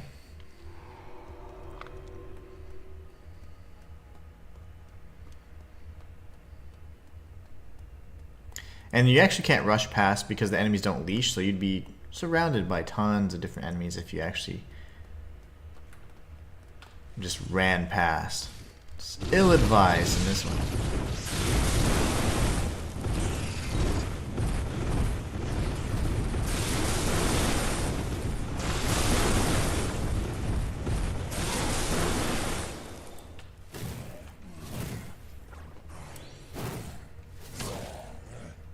All right.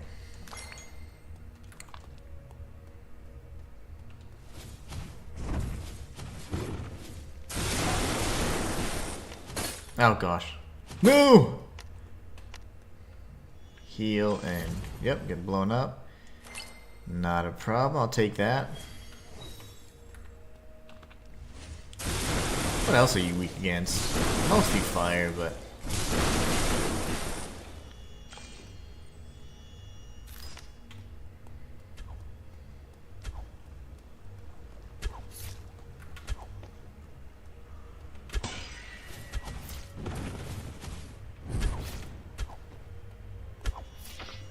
that's great.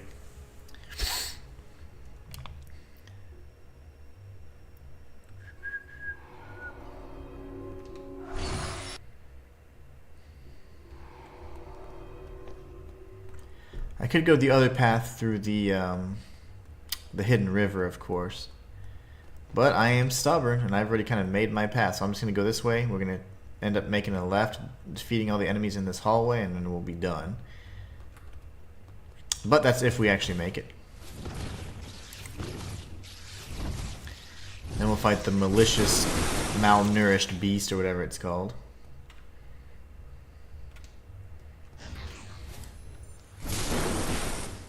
There's no way. Oh, that's why. I pressed the wrong button.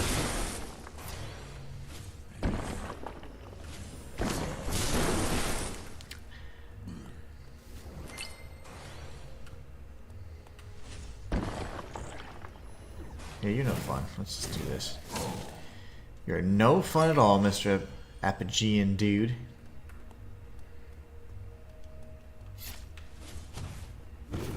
Still getting sniped from that clown a mile away.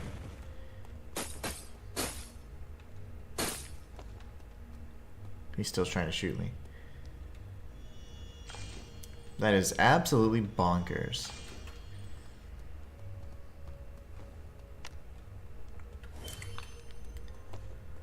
Where's this clown?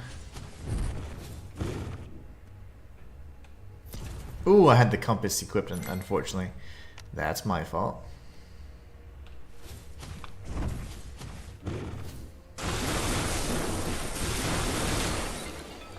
That'll work for me. Alright, now we just can't die. What's the best way to do this? This guy's so annoying.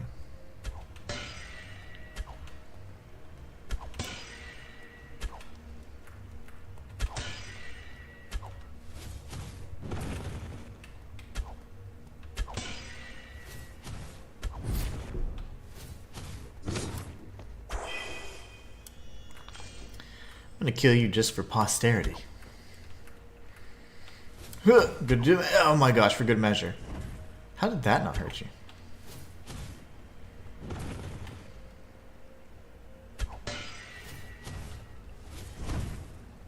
I'm interrupting you somehow. It's odd. I don't mind it. Just odd.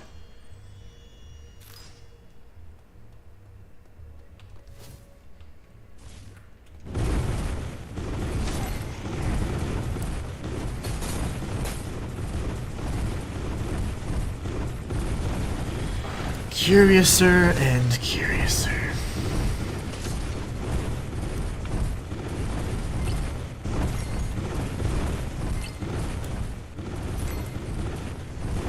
Alright.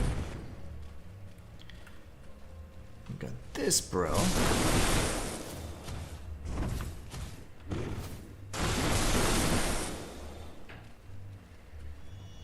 We'll grab these items over here, and we're very close to our final destination. Flight 4115. I'm just kidding.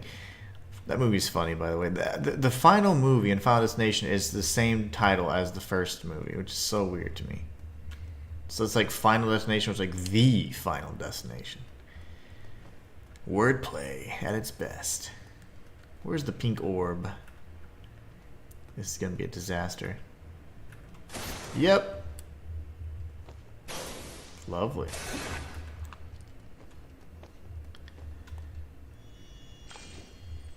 Where are you guys?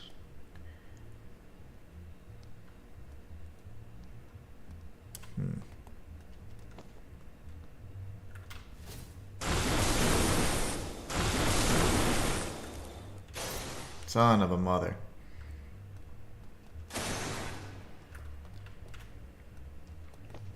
Oh, right. Oh, my face.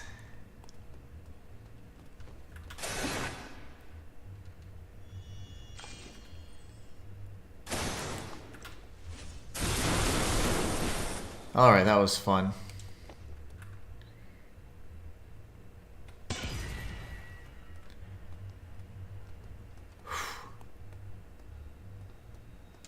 Son, and okay, that's fine. I'm not gonna cuss. I will not. Oh gosh.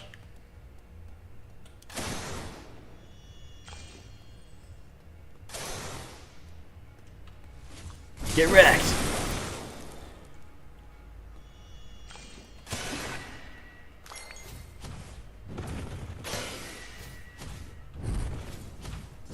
Whew, those guys are annoying. Now we're going to have some Apigeans to face off with. Let's do this one first, hopefully. Come on. There you go.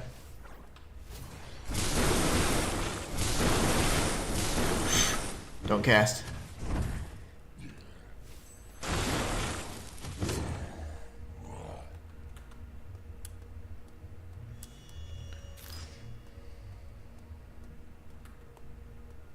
Oh, he's gonna come over here, that's right. No!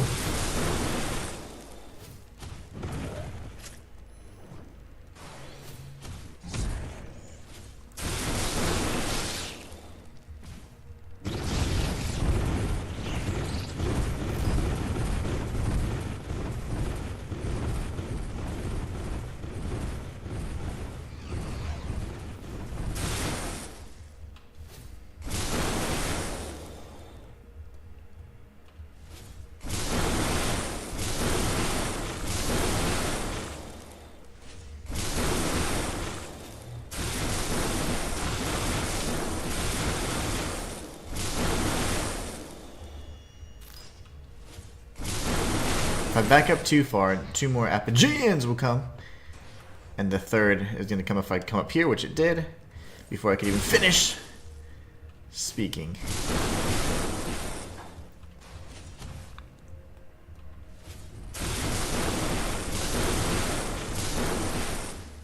Don't go too far. Okay.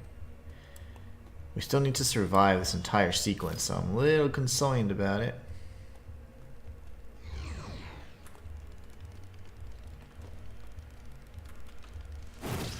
Stay back. Back, I say.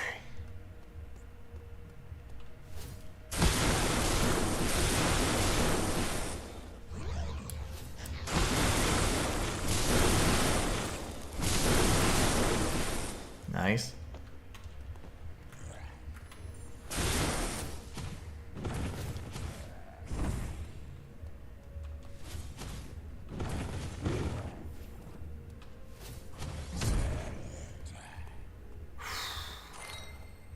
There should be one more, yeah. Lovely. Lovely. Let's see.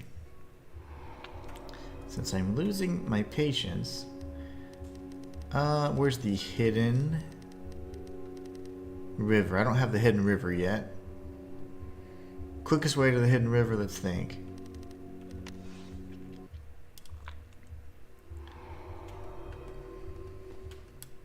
Running out of time and patience.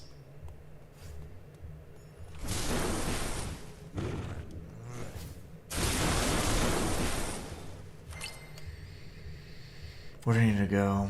I need to go to the hidden river, which... oh, it's going to be over here. This is one of the many entrances to the hidden river. Have to face off with our favorite pink orb enemies.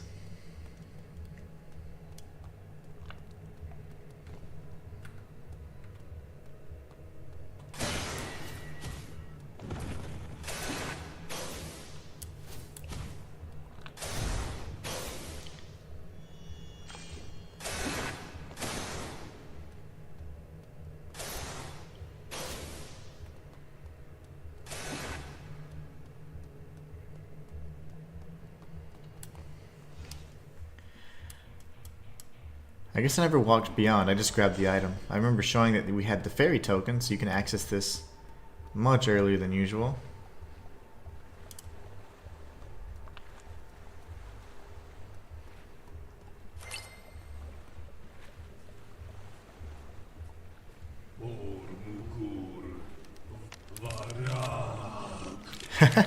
Matthias says, I'm still here. This boss is really difficult. Only if I had your natural ability to recognize and deal with patterns and adapt to said patterns. I'll definitely check it out then, especially if it's semi-affordable, because I just need to figure out what's going on with my suspension.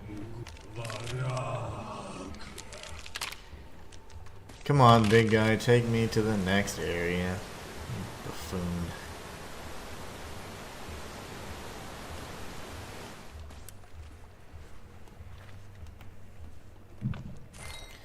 Funny thing is, I saw my souls. Yeah, they're right over here. How the balls did that happen?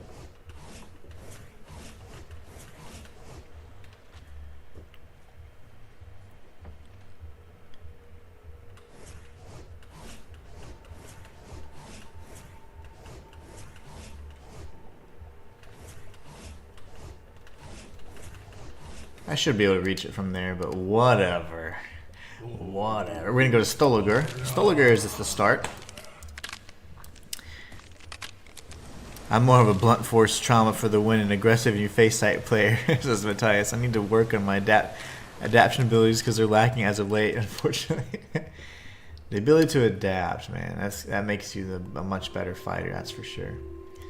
Okay, that's been tagged. Hopefully. Okay, Hidden River, yeah. That's now been activated. Let's see, are there any goodies over here? Probably. You know what? I don't even care. Maybe one day I'll go back through and get everything. At this point, I'm just tired. We're gonna go warp to the back door of the Apigean city. There'll be an elemental pretty nearby where we're trying to get to, but we'll be right up on the hallway where I died.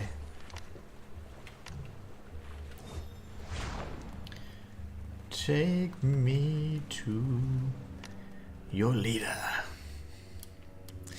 We'll beat this dude. Let's see. We got a handful. Let me kind of get my bearings. That should be a midlight prism. Oh gosh, my memory. And that should be the way out. This should be the elemental. Okay. Yeah, right. Are you weak to fire, or are you fire? Are you just blue fire? That's what I don't understand about you. Well, he doesn't like electricity. Let's just do that. We may never know his secrets. This is not the path I want to go. We want to go this other route where we get completely demolished. There's going to be 2 Apigeans coming here soon.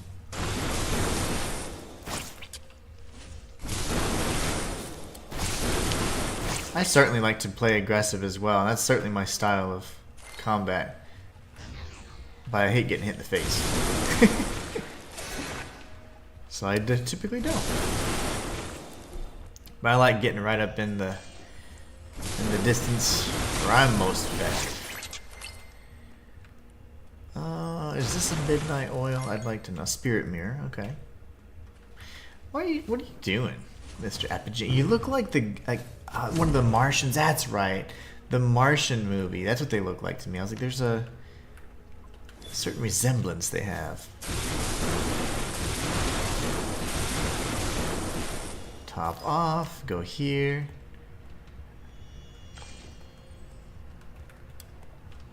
Oh gosh. Here we go again. Oh my gosh. Quit locking on, you fool! Run! Run.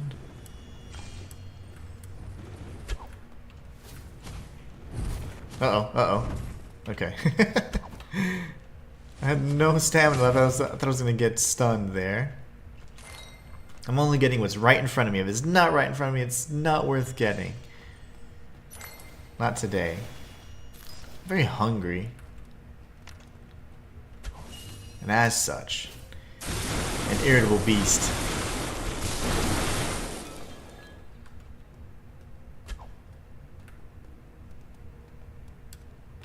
Come here. Ow. Never mind, you're too close, No. They close the distance so fast.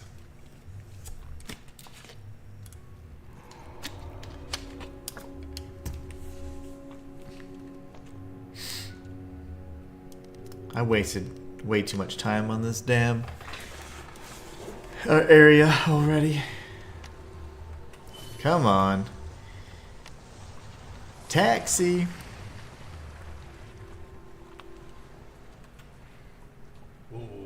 Take me to Dalmogu Hu. That staff to his right is called the Ferryman's Finger, and that is something you can actually obtain. I do believe it focuses on, well, I can't even tell you without looking at it. But it's got a unique kind of set. I think ice is one of them. Maybe even arcane or dark. I don't remember the exact combination, but it is a unique combination of spells.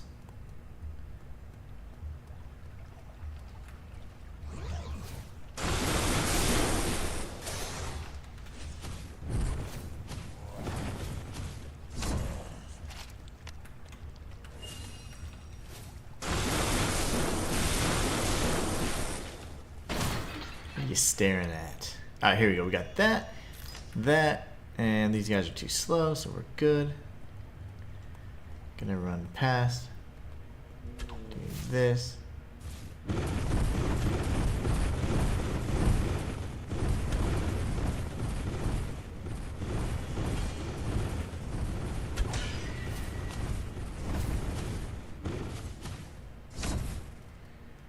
Take him out of the fight.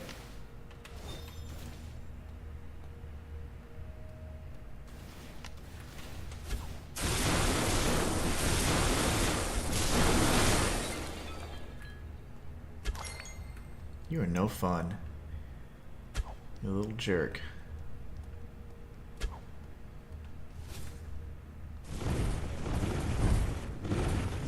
Wish that would take him out. Little meanie.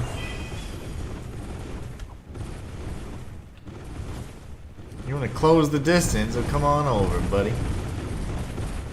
He does not care.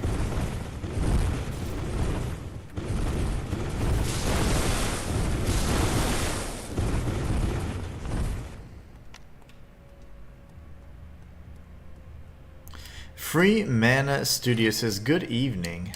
Welcome in, chat, my friend. How you doing today? Oh, I'm so hungry. So I'm hangry already. Apogean spawn now. Yep, that's my magic. I can remember where every enemy is going to be. We got the second Apogean spawning. You're dead. Dodge. Spam a few fireballs. Grab the item. Dodge. Lightning. Dead. Bookcase fragment. Looks like you might have beaten Mesmiron. I did. I ended up just moving. I was trying to do like a really nice, like no movement kind of fight where it was really crispy, but I just my stamina I haven't invested any points into stamina, so it was one of those instances where even if I was getting perfect parries, I still wasn't able to parry enough of them because there's like 8 consecutive strikes, so I was getting jacked up. So I just was like, oh, I'll just dodge. So once the lasers are coming out and face, well, pretty much when he's 33% health, I was like, let me just go ahead and change it up. I'll start dodging, and that helped out quite a bit. We'll take out these two, and I'm gonna go grab the Midnight Oil just because I know it's there. It freaks me out to not grab it. Can I cast this? No. Oh, I did cast. Alright, you guys are dead.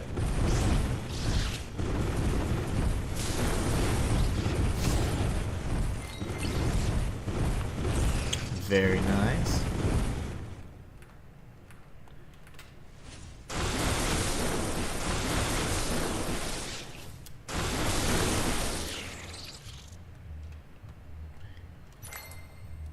Oh gosh.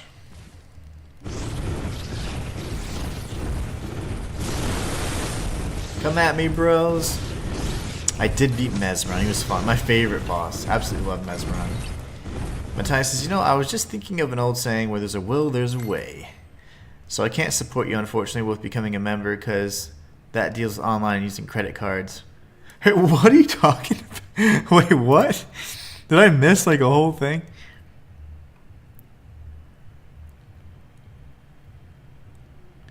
Oh, yeah. You mean because of the membership thing? Yeah, no worries. You're never.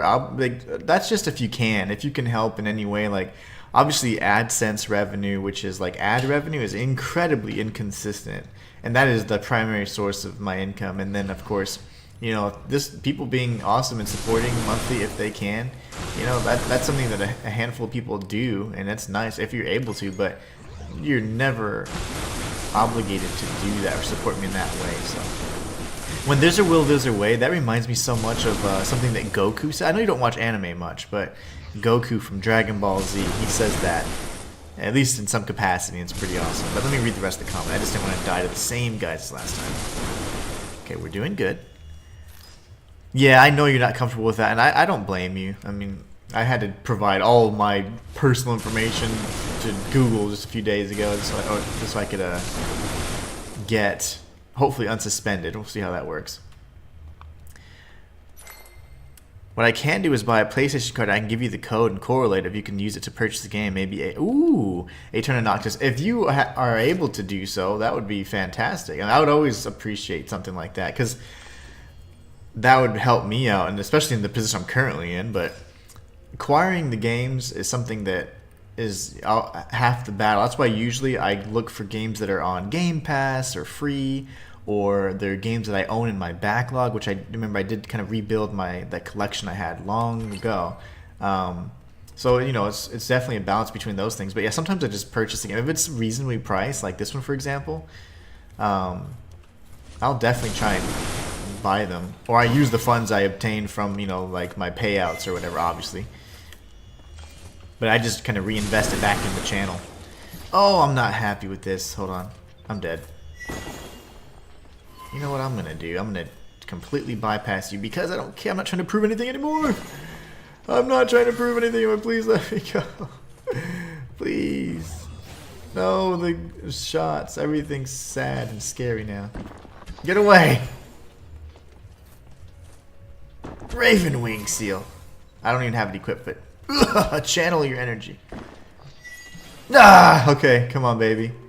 Can I do this? I think I just broke the game. That would be awesome if you were able to. If not, I mean, don't feel obligated at all. I would certainly feature that. 'Cause I don't want to do the Bloodborne fist only run just yet. Like, I don't want to finish it because I've been enjoying like not playing games that are, and making them even harder. So I would not be averse to that. That'd be awesome, but don't feel obligated. If you can't do that, it's not a problem at all. Let's see here. We're at, I think, Apogee in Lost City. Okay. Oh, he did kill. He technically killed me. What a jerk. What a jerk. Take that, mister.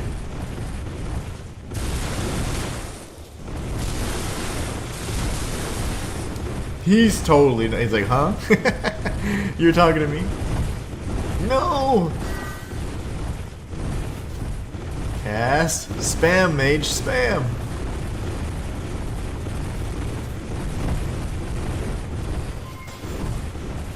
You will not meet Nobunaga.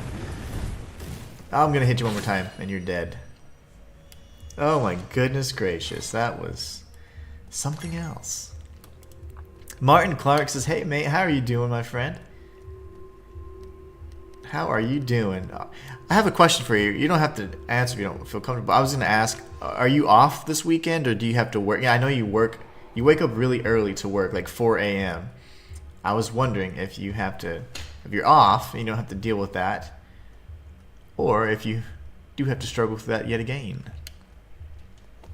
There's a meteor head over there? Oh, that's just... it makes me want to go over there, but I'm like, nope, I can't. Gotta stay on the path. Meteor Storm, here I come. Now, I don't think it'll do much against a fire-based boss, but I am gonna try. If not, we're gonna go Tempest. Spam and Tempest. Matthias says, see, given our financial system and how we do things, it'd be so much more easier if becoming a member just entailed it being charged to your phone bill, but unfortunately it's more difficult. Oh, of course, it has to be, right? It has to be more difficult than that. Cursed, malicious, malnourished beast. That is essentially what's going on in my belly right now. I feel like the malnourished beast. I'm hungry. Let's see. I know you don't seem to care about the fire, which is kind of scary.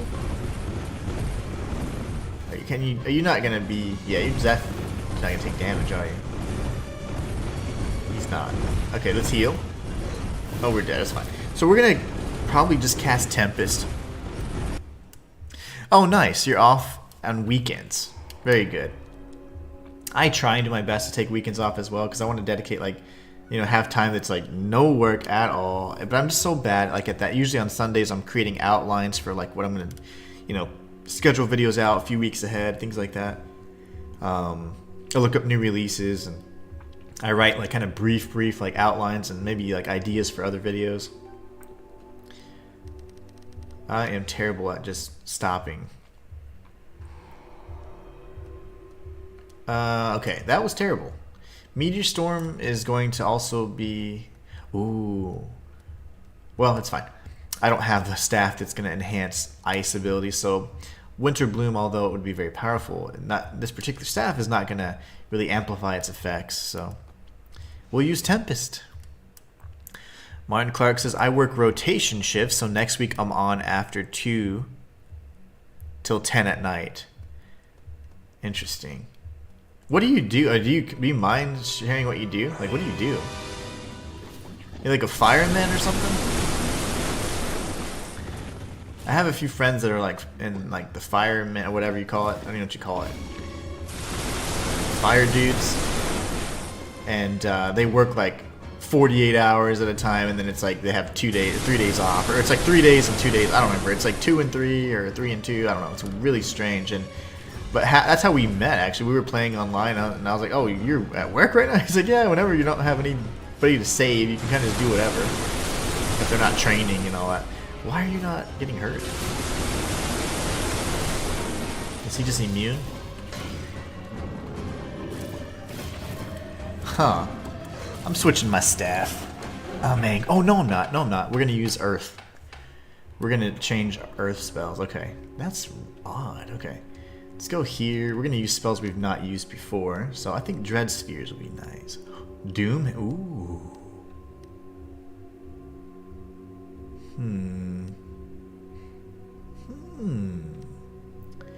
So Fissure, my absolute favorite spell. Wish I could see the damage that it dealt. Craft. Okay. Oh, would I just use one of the Arcana Gaius? I'm not sure who gives me that. It's fine. Alright, so we're going to go to Spellbook. We're changing this to Fissure. We're changing this. Actually, this would be a little easier for me to work with. To...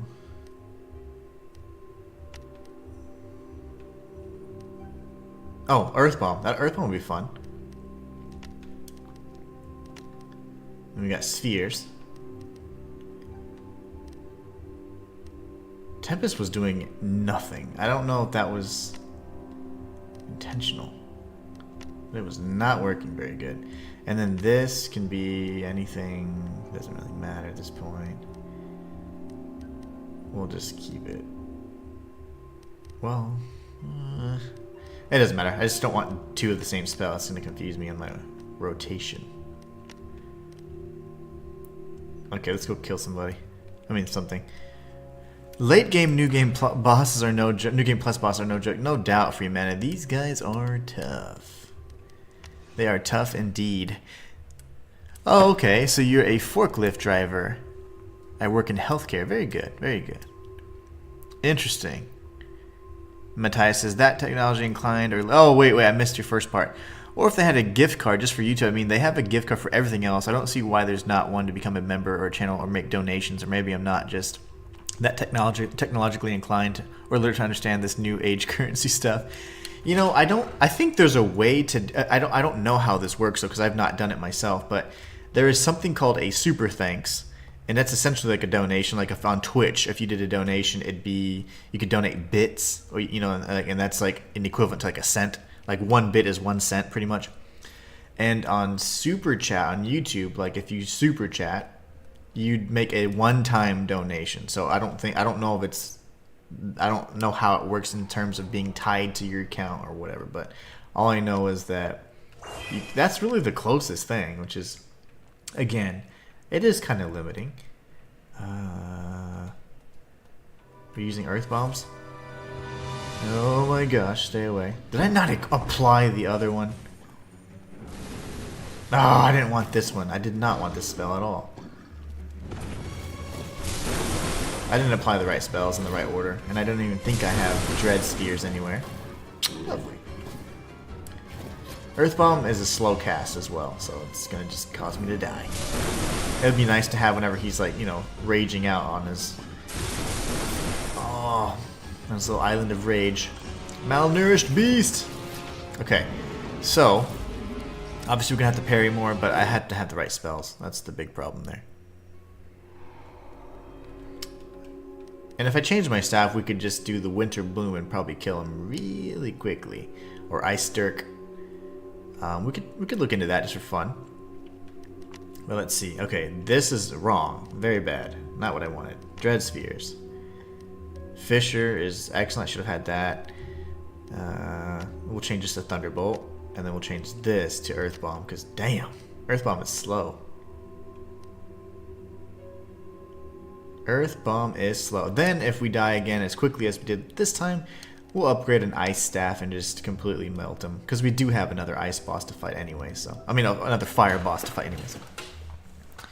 So free mana, I learned something really cool about Alestra and an item that I don't remember. Oh, it's right. Because remember we were talking about the Arcana Lumine. The Arcana Lumine is the boss soul, if you will, for Alestra. If you defeat her, or also it's supposed to be granted to you even in the alternate ending. On PlayStation 5, there's currently a bug that's preventing you from getting that, but on my file where I defeated all of the Grimoire Lords, I did obtain it. And I read the item description. I don't think I'll have it in this character. There's no way I'd have it in this character. It's the one I don't have. But anyways, it showed to me that she was actually an ancient. And that she refused to ascend so that she could help kind of save the current state of things. And that's when she then stole the Astrologicon to prevent the sun's collision with this world. So she's actually pretty cool. I used to kind of hate her, but she's actually pretty cool. She's got a little bit of layers to it. And she got a little depth to it now. She's not just like, I don't want to die, let's rule together. She's like, no, my parents, or my fathers, or whatever, they wanted to just move forward and ascend and kind of like be separate from us, living eternal in the midlight age, or midlight. She said, no, there's people that we need to rule over and take care of. And she then said, no, I don't agree with your ways. Took the Astrologicon. That allowed her to then steal the sun and prevent it from colliding with the planet. So I like her. Martin Clark says, I have 9 days off soon. You told me that for Christmas. That's going to be fantastic. 9 days off is peak. And the funny thing is, we count the Saturday, the Saturday, Sunday, Monday through Friday, Saturday, Sunday. That's 9 beautiful days off. Matthias says, honestly, I'm so old school. I'd rather gift you games like the old days where friends were like, hey, dude, oh, I know, that was awesome. Those were the good old days. No, you can't afford it. Okay, we can just have mine. That was the good old days, man. Back when there wasn't just purely digital games either, so. I have altruistic tendencies and not just completionist tendencies, yes. Freeman says, absolutely. She was the failsafe left behind by the ancients. After seeing Helbroth crash the moon into the world, she was afraid of the potential of the sun doing the same. So I have a question for you on that. So did she choose to stay behind? That's what her Arcana seems to say. Or was she left behind, meaning like they like left her like, no, you need to stay behind. This is your task. We're going to go up and ascend. Her desire to join with the Curator to change the cycle of the world is born of goodwill, even if it might be misguided. No, I think it's good because sometimes you got to shake up the foundation. The ways of the ancients were no longer really considering the people that they were governing. So, and even a lot of the item descriptions state that the kind of the way and the manner in which their laws were, whatever, it was first off largely unintelligible. Like it's intelligent. It's difficult to interpret because it was largely lost to the masses. Like they don't even understand it. So anybody that could interpret it only can interpret pieces of it. A lot of the other things that it talks about is how it was kind of outdated, and even the overdue achievement you get kind of lends to that same credence that the ancients' ways were the old ways, and there were new things and new problems occurring that the ancients simply were not accounting for. So Alestra's decision to stay behind, in my opinion, was that, like you said, born of goodwill, and it was her way to kind of create a new change, even though it would be one that would cause, the ancients to be no more, So, Free Menaces, a bit of both. She was chosen / accepted to be the one to remain. Her role was, if the library system failed, she would help restore it. But her opinion on her role changed over time. Okay, and that's then probably how she stole the book. Matthias says, BRB, no worries. Take your time. Oh my gosh, spells. Lovely. What was my, oh, that's right, Dread Spheres. Cast, buddy. Oh, they go straight. I thought this was the one that surrounded me. This is good. Just stay in front of me. Okay, I went right through them. Oh my. Okay. Experimenting with new spells mid-fight is probably about as smart as firing a new gun for the first time in a combat situation. My style, indeed. Free Mana says, but yeah, she's one of the more complicated characters, and I'm glad you're enjoying her. Yeah, she's awesome. I thought she was pretty lame. Not lame, but I was like, dude, like you're not like holier than thou. You know, that's what I thought she was. I thought she was one of those, like, I was like, okay, no, you just don't want to die. You think you're smarter than me, and you think you can manipulate me, and that's why you're just saying, no, do this instead. Because there's been many bosses like that in many games where it's like, they just simply don't want to die, and they'd rather have an allegiance and form an alliance with someone that's an enemy. This will simply avoid death. Because they know they're actually not more powerful, but they are maybe smarter. Or the character that we are is kind of just easy to manipulate. But in this instance, it doesn't seem to be the case. And I like Alestra. I think she's... I didn't read her Arcana because she was the last boss I defeated, so that was the only one. I was like, oh my gosh, there's some good stuff here. So no, I do like her quite a bit. She is a very cool character. Yeah, we're changing to ice, boys. This spell is great, but it's slow. And the Malicious Beast is fast. And I'm hungry, so I have to kill as many bosses as possible. Martin Clark says, New Game Plus Possession looks brutal. I'm not looking forward to the bosses. Yeah, the bosses are kind of tough. Yes, the late game bosses are going to be quite difficult indeed, says New Mana. They are very difficult. Especially if you're not... Like, obviously, I'm using a fire-based build on a fire boss that I know going in that's not going to work, but I'm stubborn, so I was seeing what can I do to make it work. It's just simply not an option, really. So what we're going to do is we're going to change... We're going to go to the guild hall, look at our staff, our different staves, and we're going to see which one has one of the better... Maybe like a lightning and ice type staff.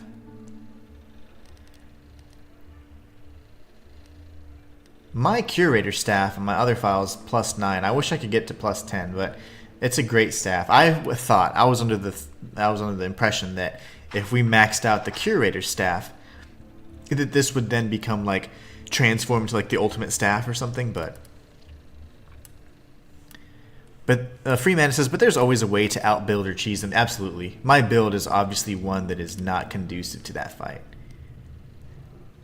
Lightning. I need ice, baby. Where's my ice? Staff of Dusk already has 20 ice. See, I told you it had kind of like a strange mix.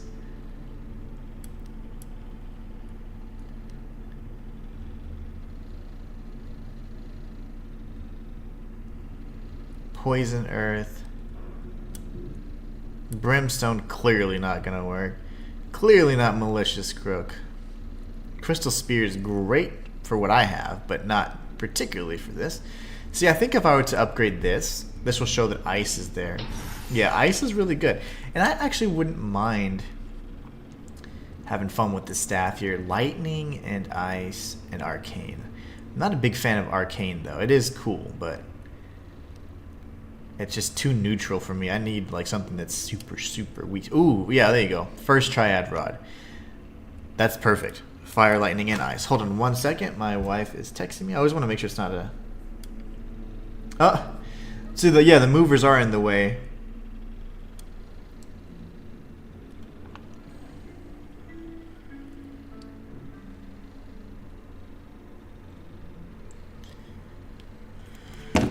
Okay. Do you have the Frostwood branch? I do, but I did want to still have a variety of spells. I have all the branches. Remember, we got everything. The Frostwood branch would certainly be the best. This is the one we get in Bleakwood Depths, by the way. That would obviously be the best, but I think... And I'm just curious because it's just nice to see these other ones. Frostwood branch is certainly the best. Midlight staff is the best staff in the entire game. I have it maxed out at 10 on my other file, and I love it. I'm still at level 69, like a boss. Let's see. The Elemental Scepter. We'll just go with that. I already have it maxed out. I already had this at level 9 then. So we'll just use this.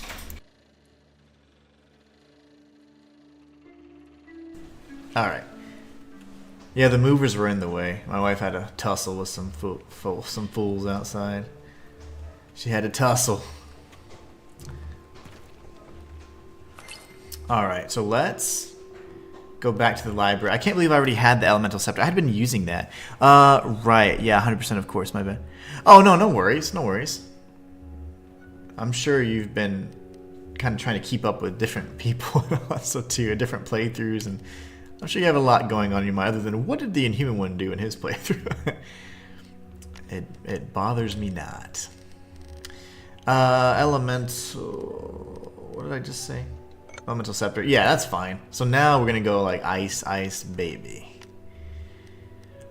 I'll keep this just in case he gets all up in my grill. We've got Winter Bloom here. I need a... Yep, Icicle there, and Ice Dark Volley here. And...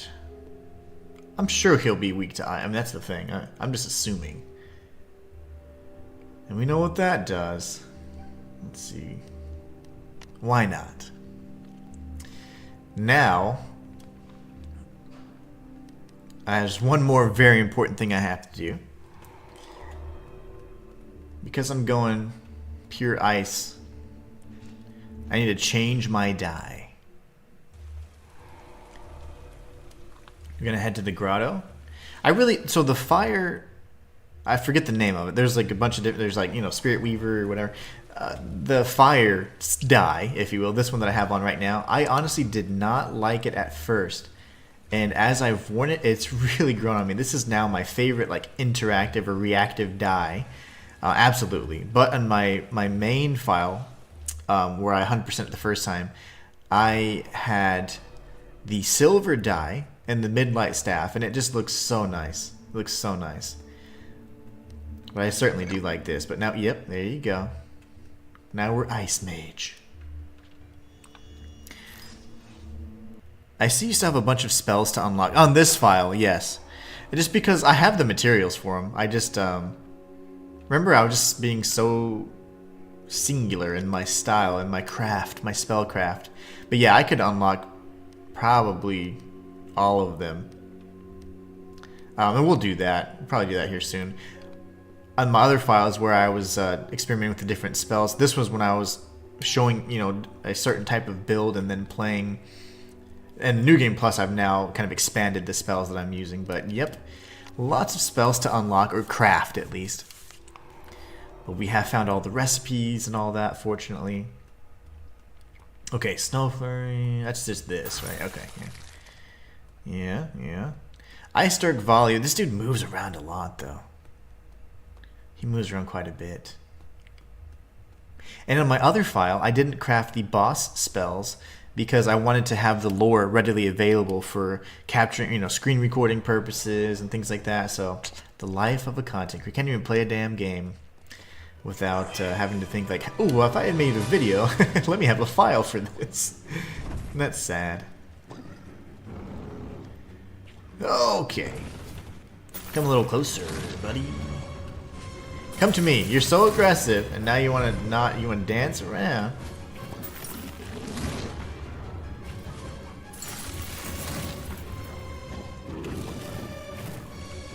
I'm dead here.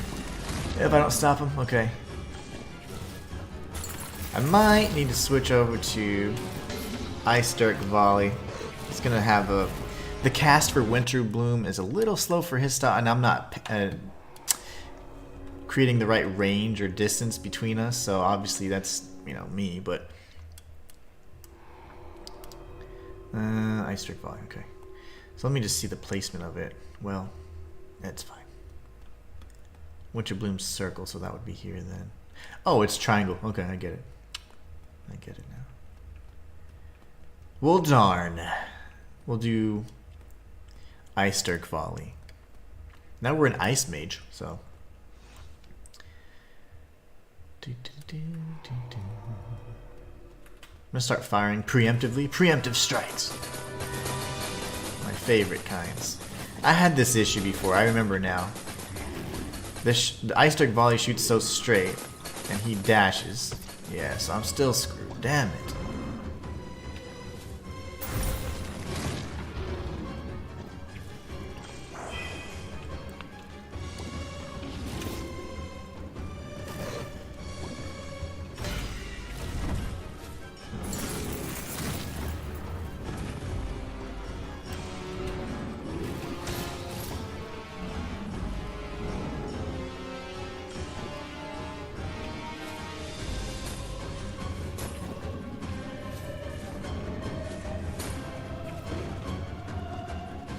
Oh, lovely.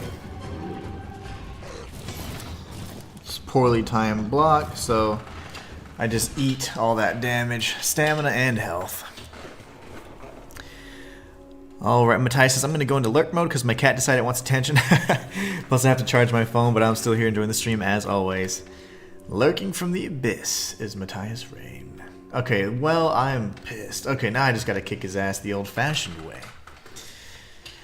If he destroys me like last time, we're just going to get up close, parry, and then use flurry, icicle him, all that. We don't need to use all the fancy ones. Because I'm not familiar with the timing of the cast, nor am I familiar with the distancing that I need, you know, the optimal distance for a spell, because there is such a thing. So, I just need a win so I can eat. Hello.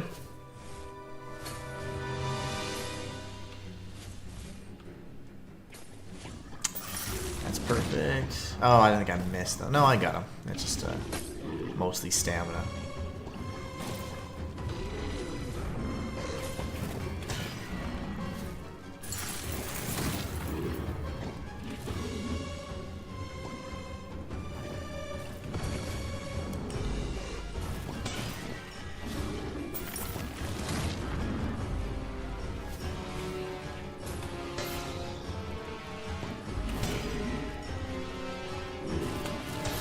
Mother of pearl.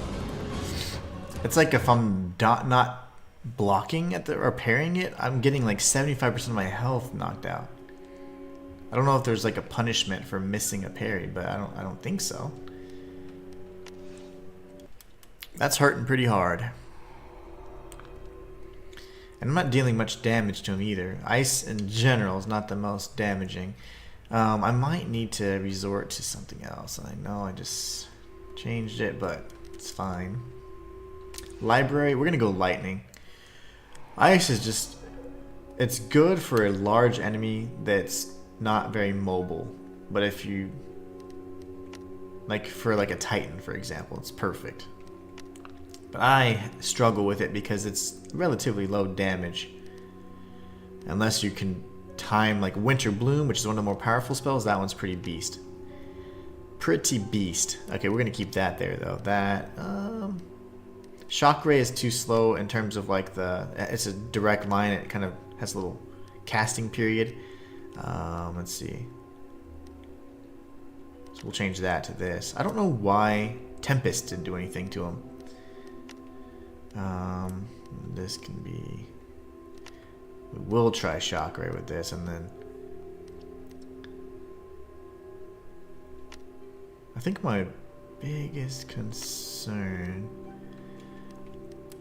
is this staff. Does it do? Yeah, lightning's good too, and earth. It does everything good. Okay, so if that doesn't work, we're going back to earth, and we're just gonna fisher his ass into oblivion.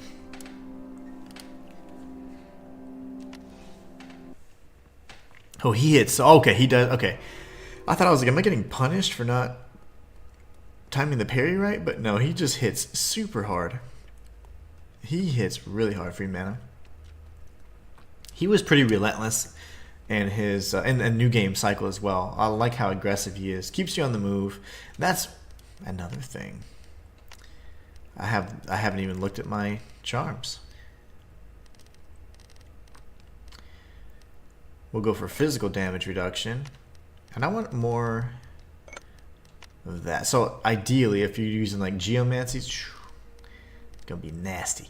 Okay, so instead we're gonna go to we're gonna go for a little bit more mobility because he does get all up in my grill, so to speak. And then if that doesn't work, then we use this. I hate using defensive things because, in my opinion, you only get hit if you lack in skill. But it's fine. You get hit in either case, but it's fine. This is fine. I don't like getting hit.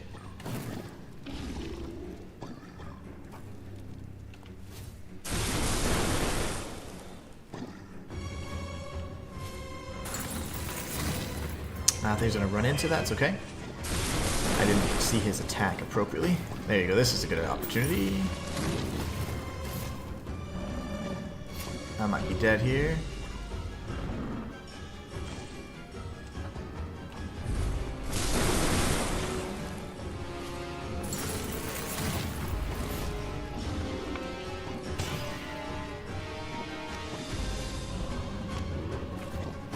Yo, easy. Easy killer.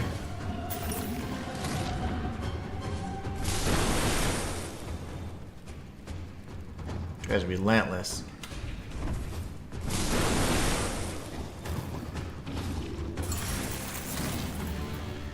Gonna pop a bookcase fragment. I might eat this right here. Okay, he's in phase 2 now, I think. That seems a little early. It's about 75%, I guess.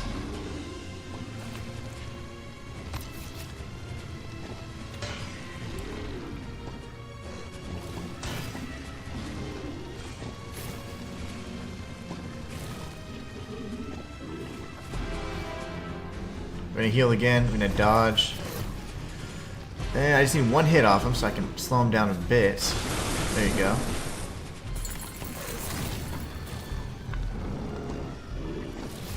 That's alright. We're gonna wait for this hit here. There you go. We are gonna heal. I'm gonna get hit in the face.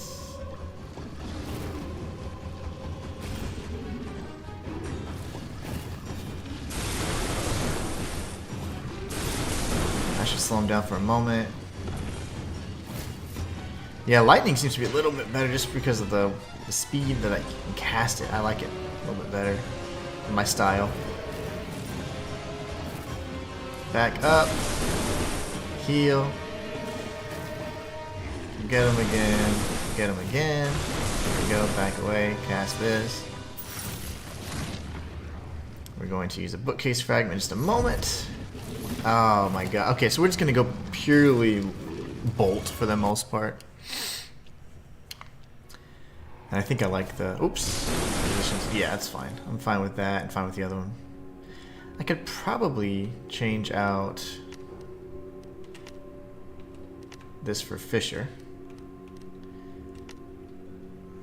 Simply because Fisher's a slightly faster cast, in my opinion. At least I'm much more familiar with it. So we can pull that off whenever he's trying to kind of... When he's doing his little posturing and stuff, we can knock him out there. That was so close. What robe do you have on? I have on... Probably... I haven't changed it. The Indigo Cloak. So, decent magical defense. I could go with the Mantle of Hatred. He seems to be primarily physical damage, of course. Obviously, the fire is going to come into play, but he's hitting pretty hard.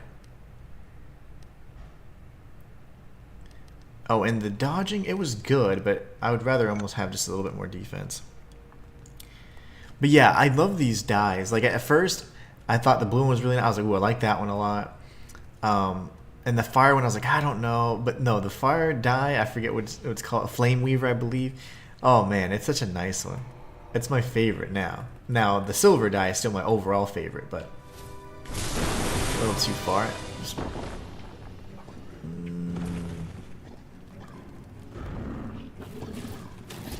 He got me there. He tagged me.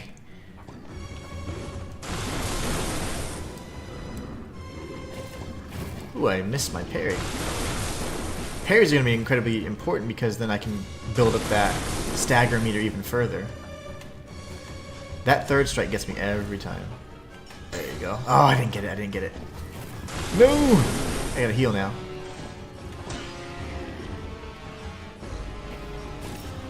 It's fine. The 3 flamey ones? Yeah, those are nice. You know, I thought the green one was gonna be like super like you know how I do like the green one, but it's the least favorite of mine. I don't like green much as a color, but it's just a personal thing. But I like red and black. Those are my favorite. So anyways, I thought that the cosmic one was gonna be like the Dreamweaver one. I thought it was gonna be like like I'm trying to not die here. Like super spacey looking, you know? Like I thought it was gonna be different, but I was like, oh, okay, it's a green variant, but I still like it. I like all of those because they're like reactive or whatever. The flamey ones. Getting dunked up here. Haven't attacked him a single time yet. He's gonna close the distance.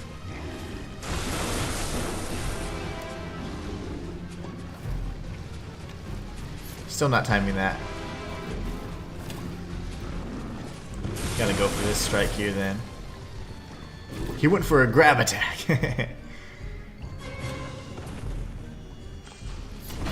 You can parry that. I did not. Oh, this bastard. Okay. Let's try that again. This time I have to be more aggressive.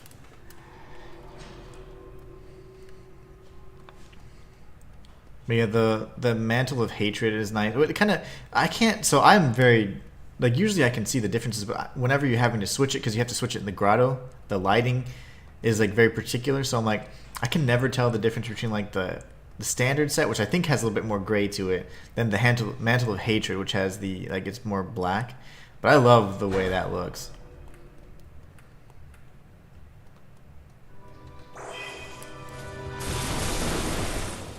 You again. Got the parry that time. Oh, come on. So it's still a fraction of a second later than my timing. Okay, still later. You little bastard.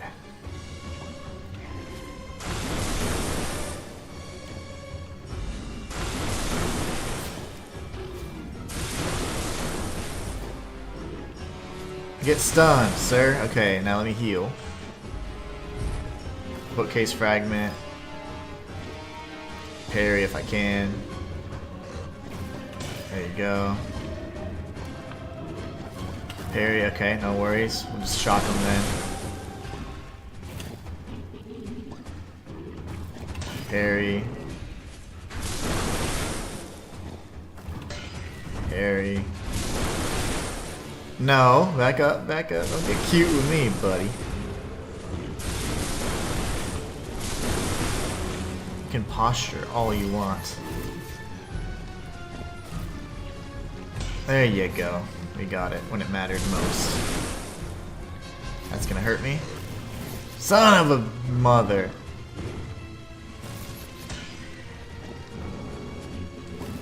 Need to heal again. He tracked me. I dodged laterally, but he still tracked me. He's got some pretty decent tracking on that spin move. That was closer though. The flamey ones, I like these too. But yeah, I was thinking the Dreamweaver one is going to be like looking like the Dream Shell area, not the little like Aurora Borealis looking stuff, but obviously it wouldn't be that in space. But that's gonna be like black with like little star, like you'd look like you'd like the universe is on me. I was like, oh, that's gonna be the one, but I'm like, fire. I'll go with fire. That's mine.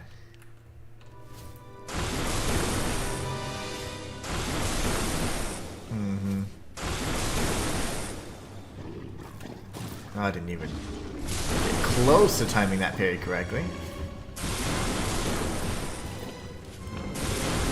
Pop a bookcase fragment.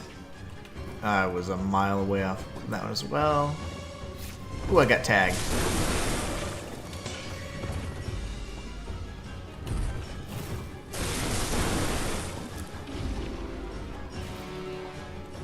There you go.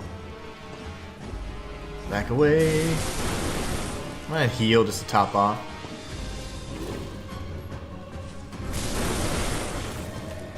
Okay, he missed.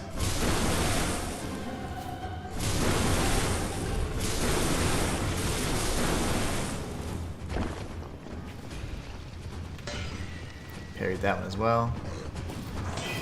Parried his ass there.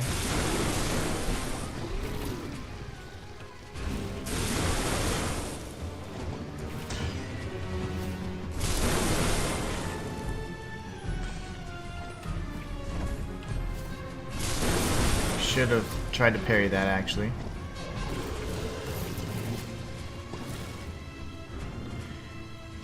We need an opportunity to use a bookcase fragment. See, his proximity to me is also jacking me up because those strikes when he's in phase 2 are gonna still hit you.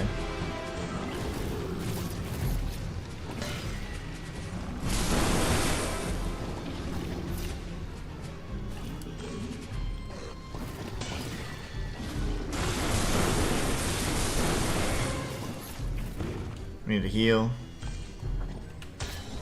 Oh, I didn't have enough. Damn it. So I just tried to parry it, but I missed the parry. I didn't have enough stamina, so I got stunned. And then, of course, he came in for the kill. No worries, we'll take him out. He's gonna die before the end of this stream, I'll tell you that much. He will fall to my blades, to my bladed scepter.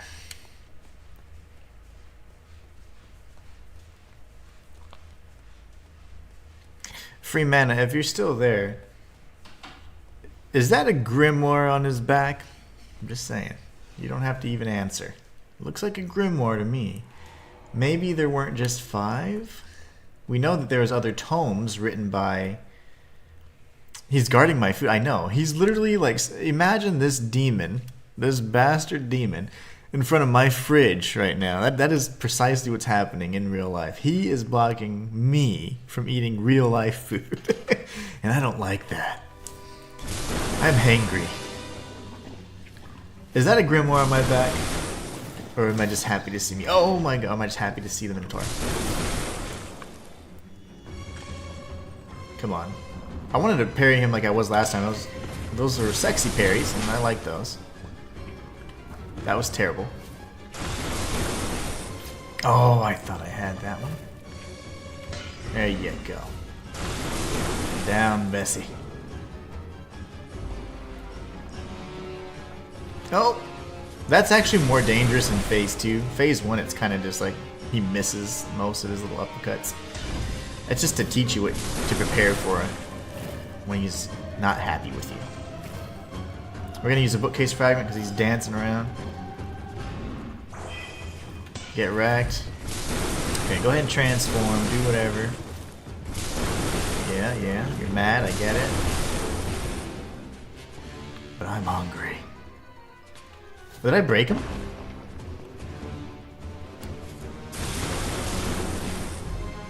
Yep, he's good. He's like, no, I'm good. He just needed to get slapped into back in the game world, back in the fight.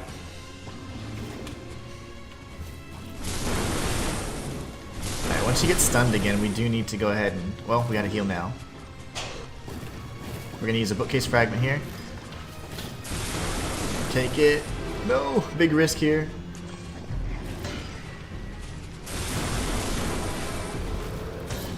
That's a... No! That's the 5-hit strike. Get wrecked. Oh my! Don't fly towards me! Don't! Okay, heal again, because I'm greedy. I hate that move. Fly to me, please. Get wrecked. Okay. Get wrecked.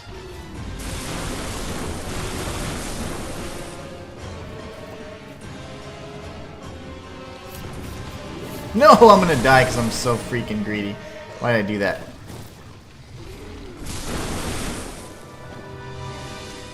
You and me, baby. No. Oh, that's funny. No. We're so close. Free Mana says, when the Curator comes into the world, he sails to the library by the Midlight River. Indeed. That's how it starts. That's definitely how it starts. on his little boat. That was close. But I got greedy. I overhealed in some instances because I was being a little cautious. And then, how many bookcase fragments do I have? I better have like 40. I'd be pissed. Okay, good. I keep track. 41. He must die. And yes, I'm going to spam Thunderbolt the entire time because that's just the kind of guy I am. I get used to one thing and I'm like, yeah, stick with it. Far away to be using that strike. You're gonna have to close the distance. There you go. Oh my gosh, I was looking at my health and then I was like, it went down. That's what I get. Oh my goodness, what is wrong with me? I'm not able to predict his moves anymore.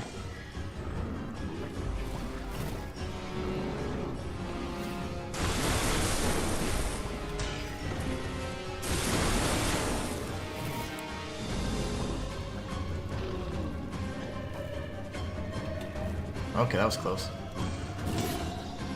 I thought I had that. That's a disgusting sound when you miss that parry, though. You know you've done something. You've made an egregious error. Here we go. Get wrecked. Transform, if you will.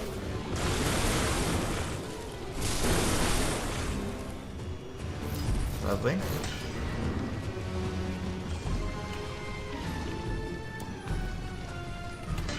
Get wrecked. Pellybrook, thank you for subscribing. Welcome to the channel. If you are indeed a real human.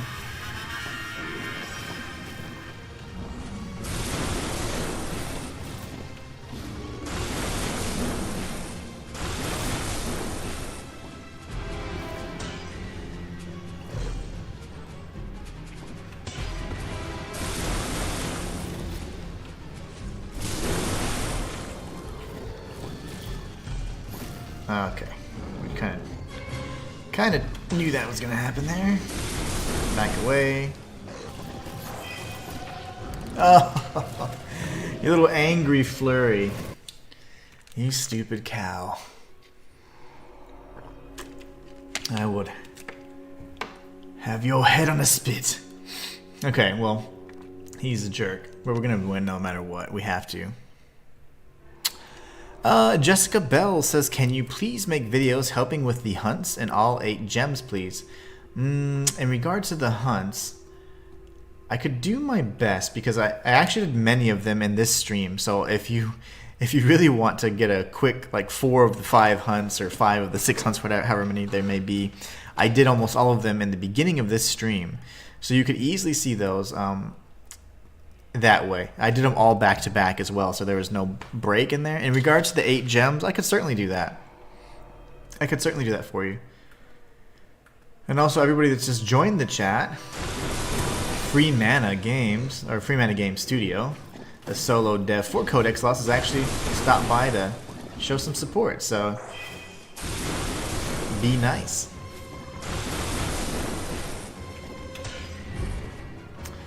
Yeah, I can definitely do a guide for the 8 gems. In regards to the hunts, they would all be in this video, literally all back to back in the beginning. So you can just watch the VOD and fast forward until you see me go to the Hunter's Lodge, or the cabin in the woods, if you will, and you'll see everything there. The gems, on the other hand, much more extensive, and I did do a 100% guide on this game already. This is just me playing a new game plus. But I can break it into a little guide.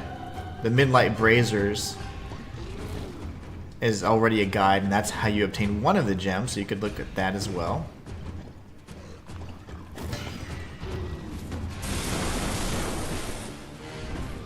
Now he's changing to second phase.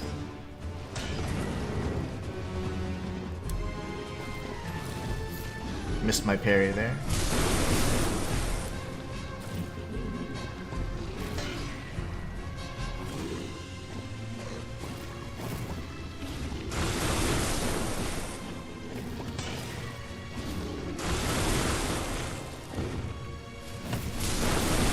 Ouch.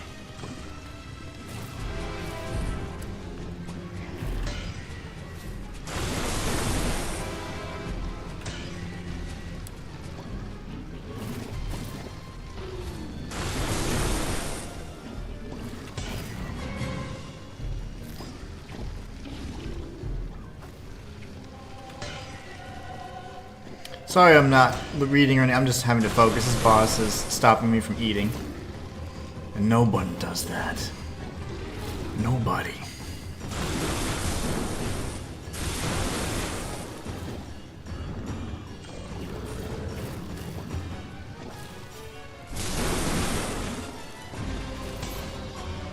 I thought I had that parry.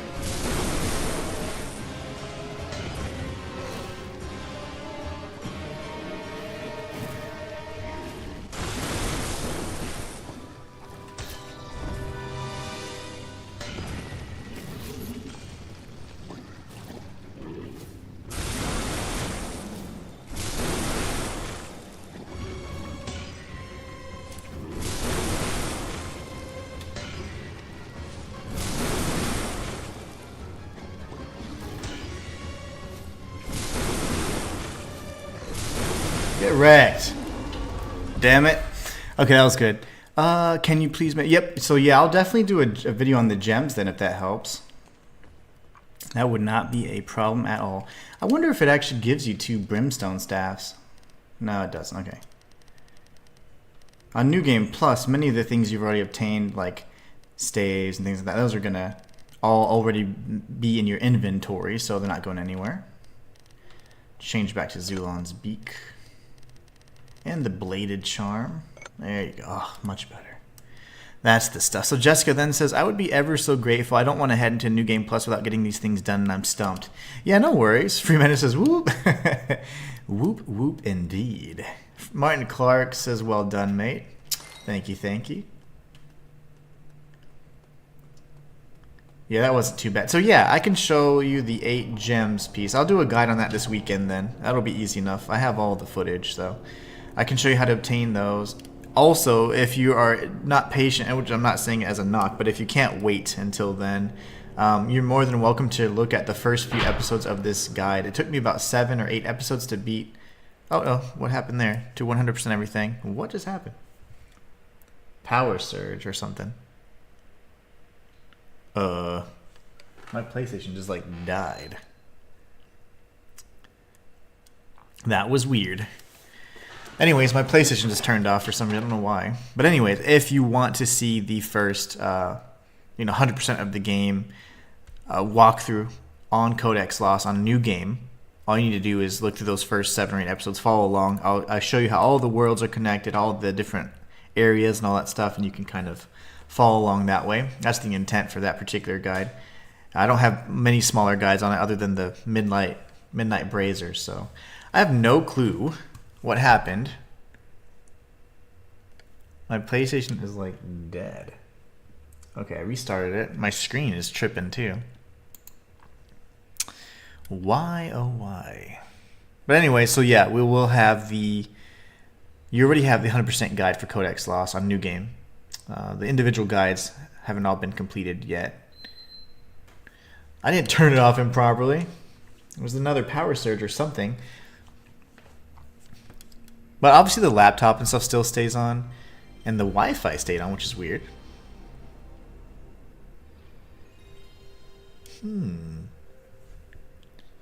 Curiouser and curiouser, I say. But yeah, Jessica, I can do those guides for you. That'll help a lot of people, I'm sure. I don't think there's too many guides out there. There's lots of playthroughs out there, but not too many guides. The 100% walkthrough will have everything, though, if you're looking for that. But you will have to watch through and fast forward, of course.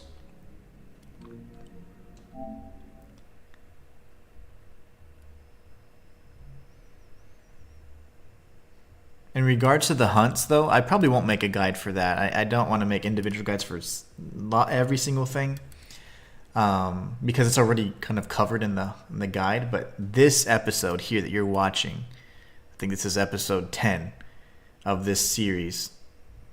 Earlier in the episode, like pretty much about 30 minutes in, I did all the hunts, all back to back. So you'll see how to do every single one of them, where to find the creatures as well. Well, damn it. I don't know what happened. I wonder what... Okay, it saved. It saved me defeating the boss, which... It's good enough for me. We'll take the lift up. There will be an item Once we get all the way... Well, I say take the lift up. We'll take the lift down. And then once we get to the very bottom, we'll take a little dive.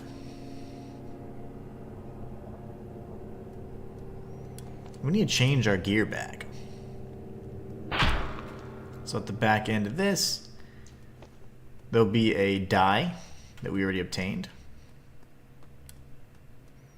I'm quite glad it saved. Me too. Me too. Man, I was hoping to make a lot more progress in today's stream, but the funny thing was I kept dying in the Apogean City because I was just trying to rush past. I was like, yeah, that's not going to work. We've got Al Mail. We're going to use the Lost Tome. And I don't think I obtained too many Halcyons. I did. Enough to level. I'm 8 levels away from being the most powerful mage, Freeman. If I get this to level 50, I'd feel even better. Just for fun. Just for giggles. We need to go to the guild hall. We have to change our sorcerer drip. Was worried that it wouldn't there. Yeah, it's actually... that happened one other time. And it was a power surge in my area again. And it was fine. I mean, I wasn't... It saved like right after I had completed that area. I was playing this game too, but yeah, I don't know. We've had a lot of power surges in the area recently. That's 2 in like maybe 2 weeks. We're gonna go to the grotto and we're gonna change out our stuff. Level 92. We're close.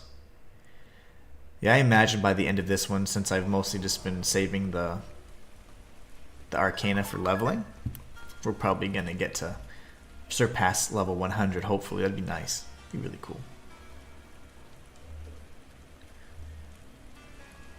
Alright, we got to change back to our fiery self. Even though we are going to kind of be clashing, right, if you think about it. Well, not clashing, but we are going to be totally, like, looking like the flames. We may want to go green, right? Well, I did green last time, and again, I'm not very fond of green. They're all so cool. Could do white. We'll do white. Go back to the library. Martin Clark says, I'm going to go now, mate. I'm hungry myself. Take care, my friends. See you next time. Absolutely. Have a great rest of your week. Or actually, have a great weekend and have a great time off. I know you don't have your 9 days off just yet, but only like 2 more weeks for that, and you can enjoy 9 days off. 9 days of freedom. Yeah, I like this. Now we're going to change our spells and get prepared for the next area, which is the Cradle of Doom. And then we got to figure out when to beat the new game. Might as well. I don't want to start series and then like end them. So I would have ended it at the 100%, but then because I started a new game plus cycle, because I didn't really have anything else I wanted to play, we've trapped ourselves. So we're just going to go ahead and finish our new game plus cycle. We'll probably do it tomorrow. I can beat both the Cradle of Doom and the River of Light in one session, so we'll probably do it tomorrow, finish it up. I do have prior engagements tomorrow, so it'll be a stream at a different time than the normal 11 to 2 stream, at least central time where I'm at. Okay, so let's look at our spell book. We're going to have Ignite. We've been using Fireball, but ooh, we're back in this area. Gosh, I forgot about that. Cradle of Doom, Cradle of Doom.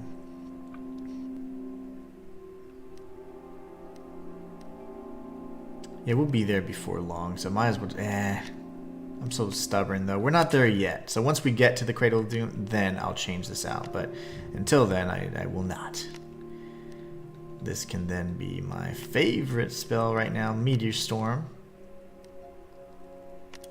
Tempest and Mage Light. I'm okay with that. I'm going to change Tempest out for Fisher, though, because I was very disappointed.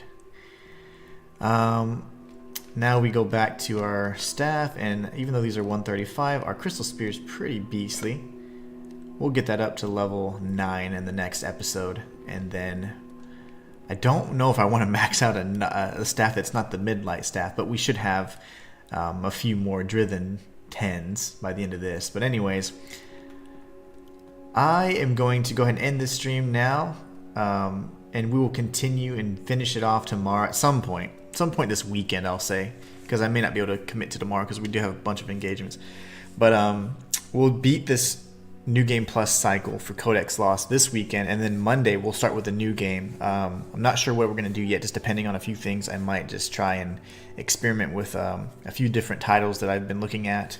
In regards to Spirit of the Samurai, it's very difficult on Codex. On a Stream Deck to really be a fair judge of, but it's not in its best state on that platform. So I don't like to necessarily. I don't have a PC that I'm able to play those types of games on. So unfortunately, it's gonna be hard for me to do like a fair review on it. And so I may just play that whenever it's available to for everybody as well on the 12th. So we'll see. Anyways, long story short, hope you guys have a great rest of your day. Thank you so much for stopping by today and showing your support. Thank you, Free Mana, for stopping by and just obviously giving us some cool tips and tricks along the way as always. Other than that, I hope you guys have a great rest of your weekend. Thank you so much for being the best part of my channel, and until next time,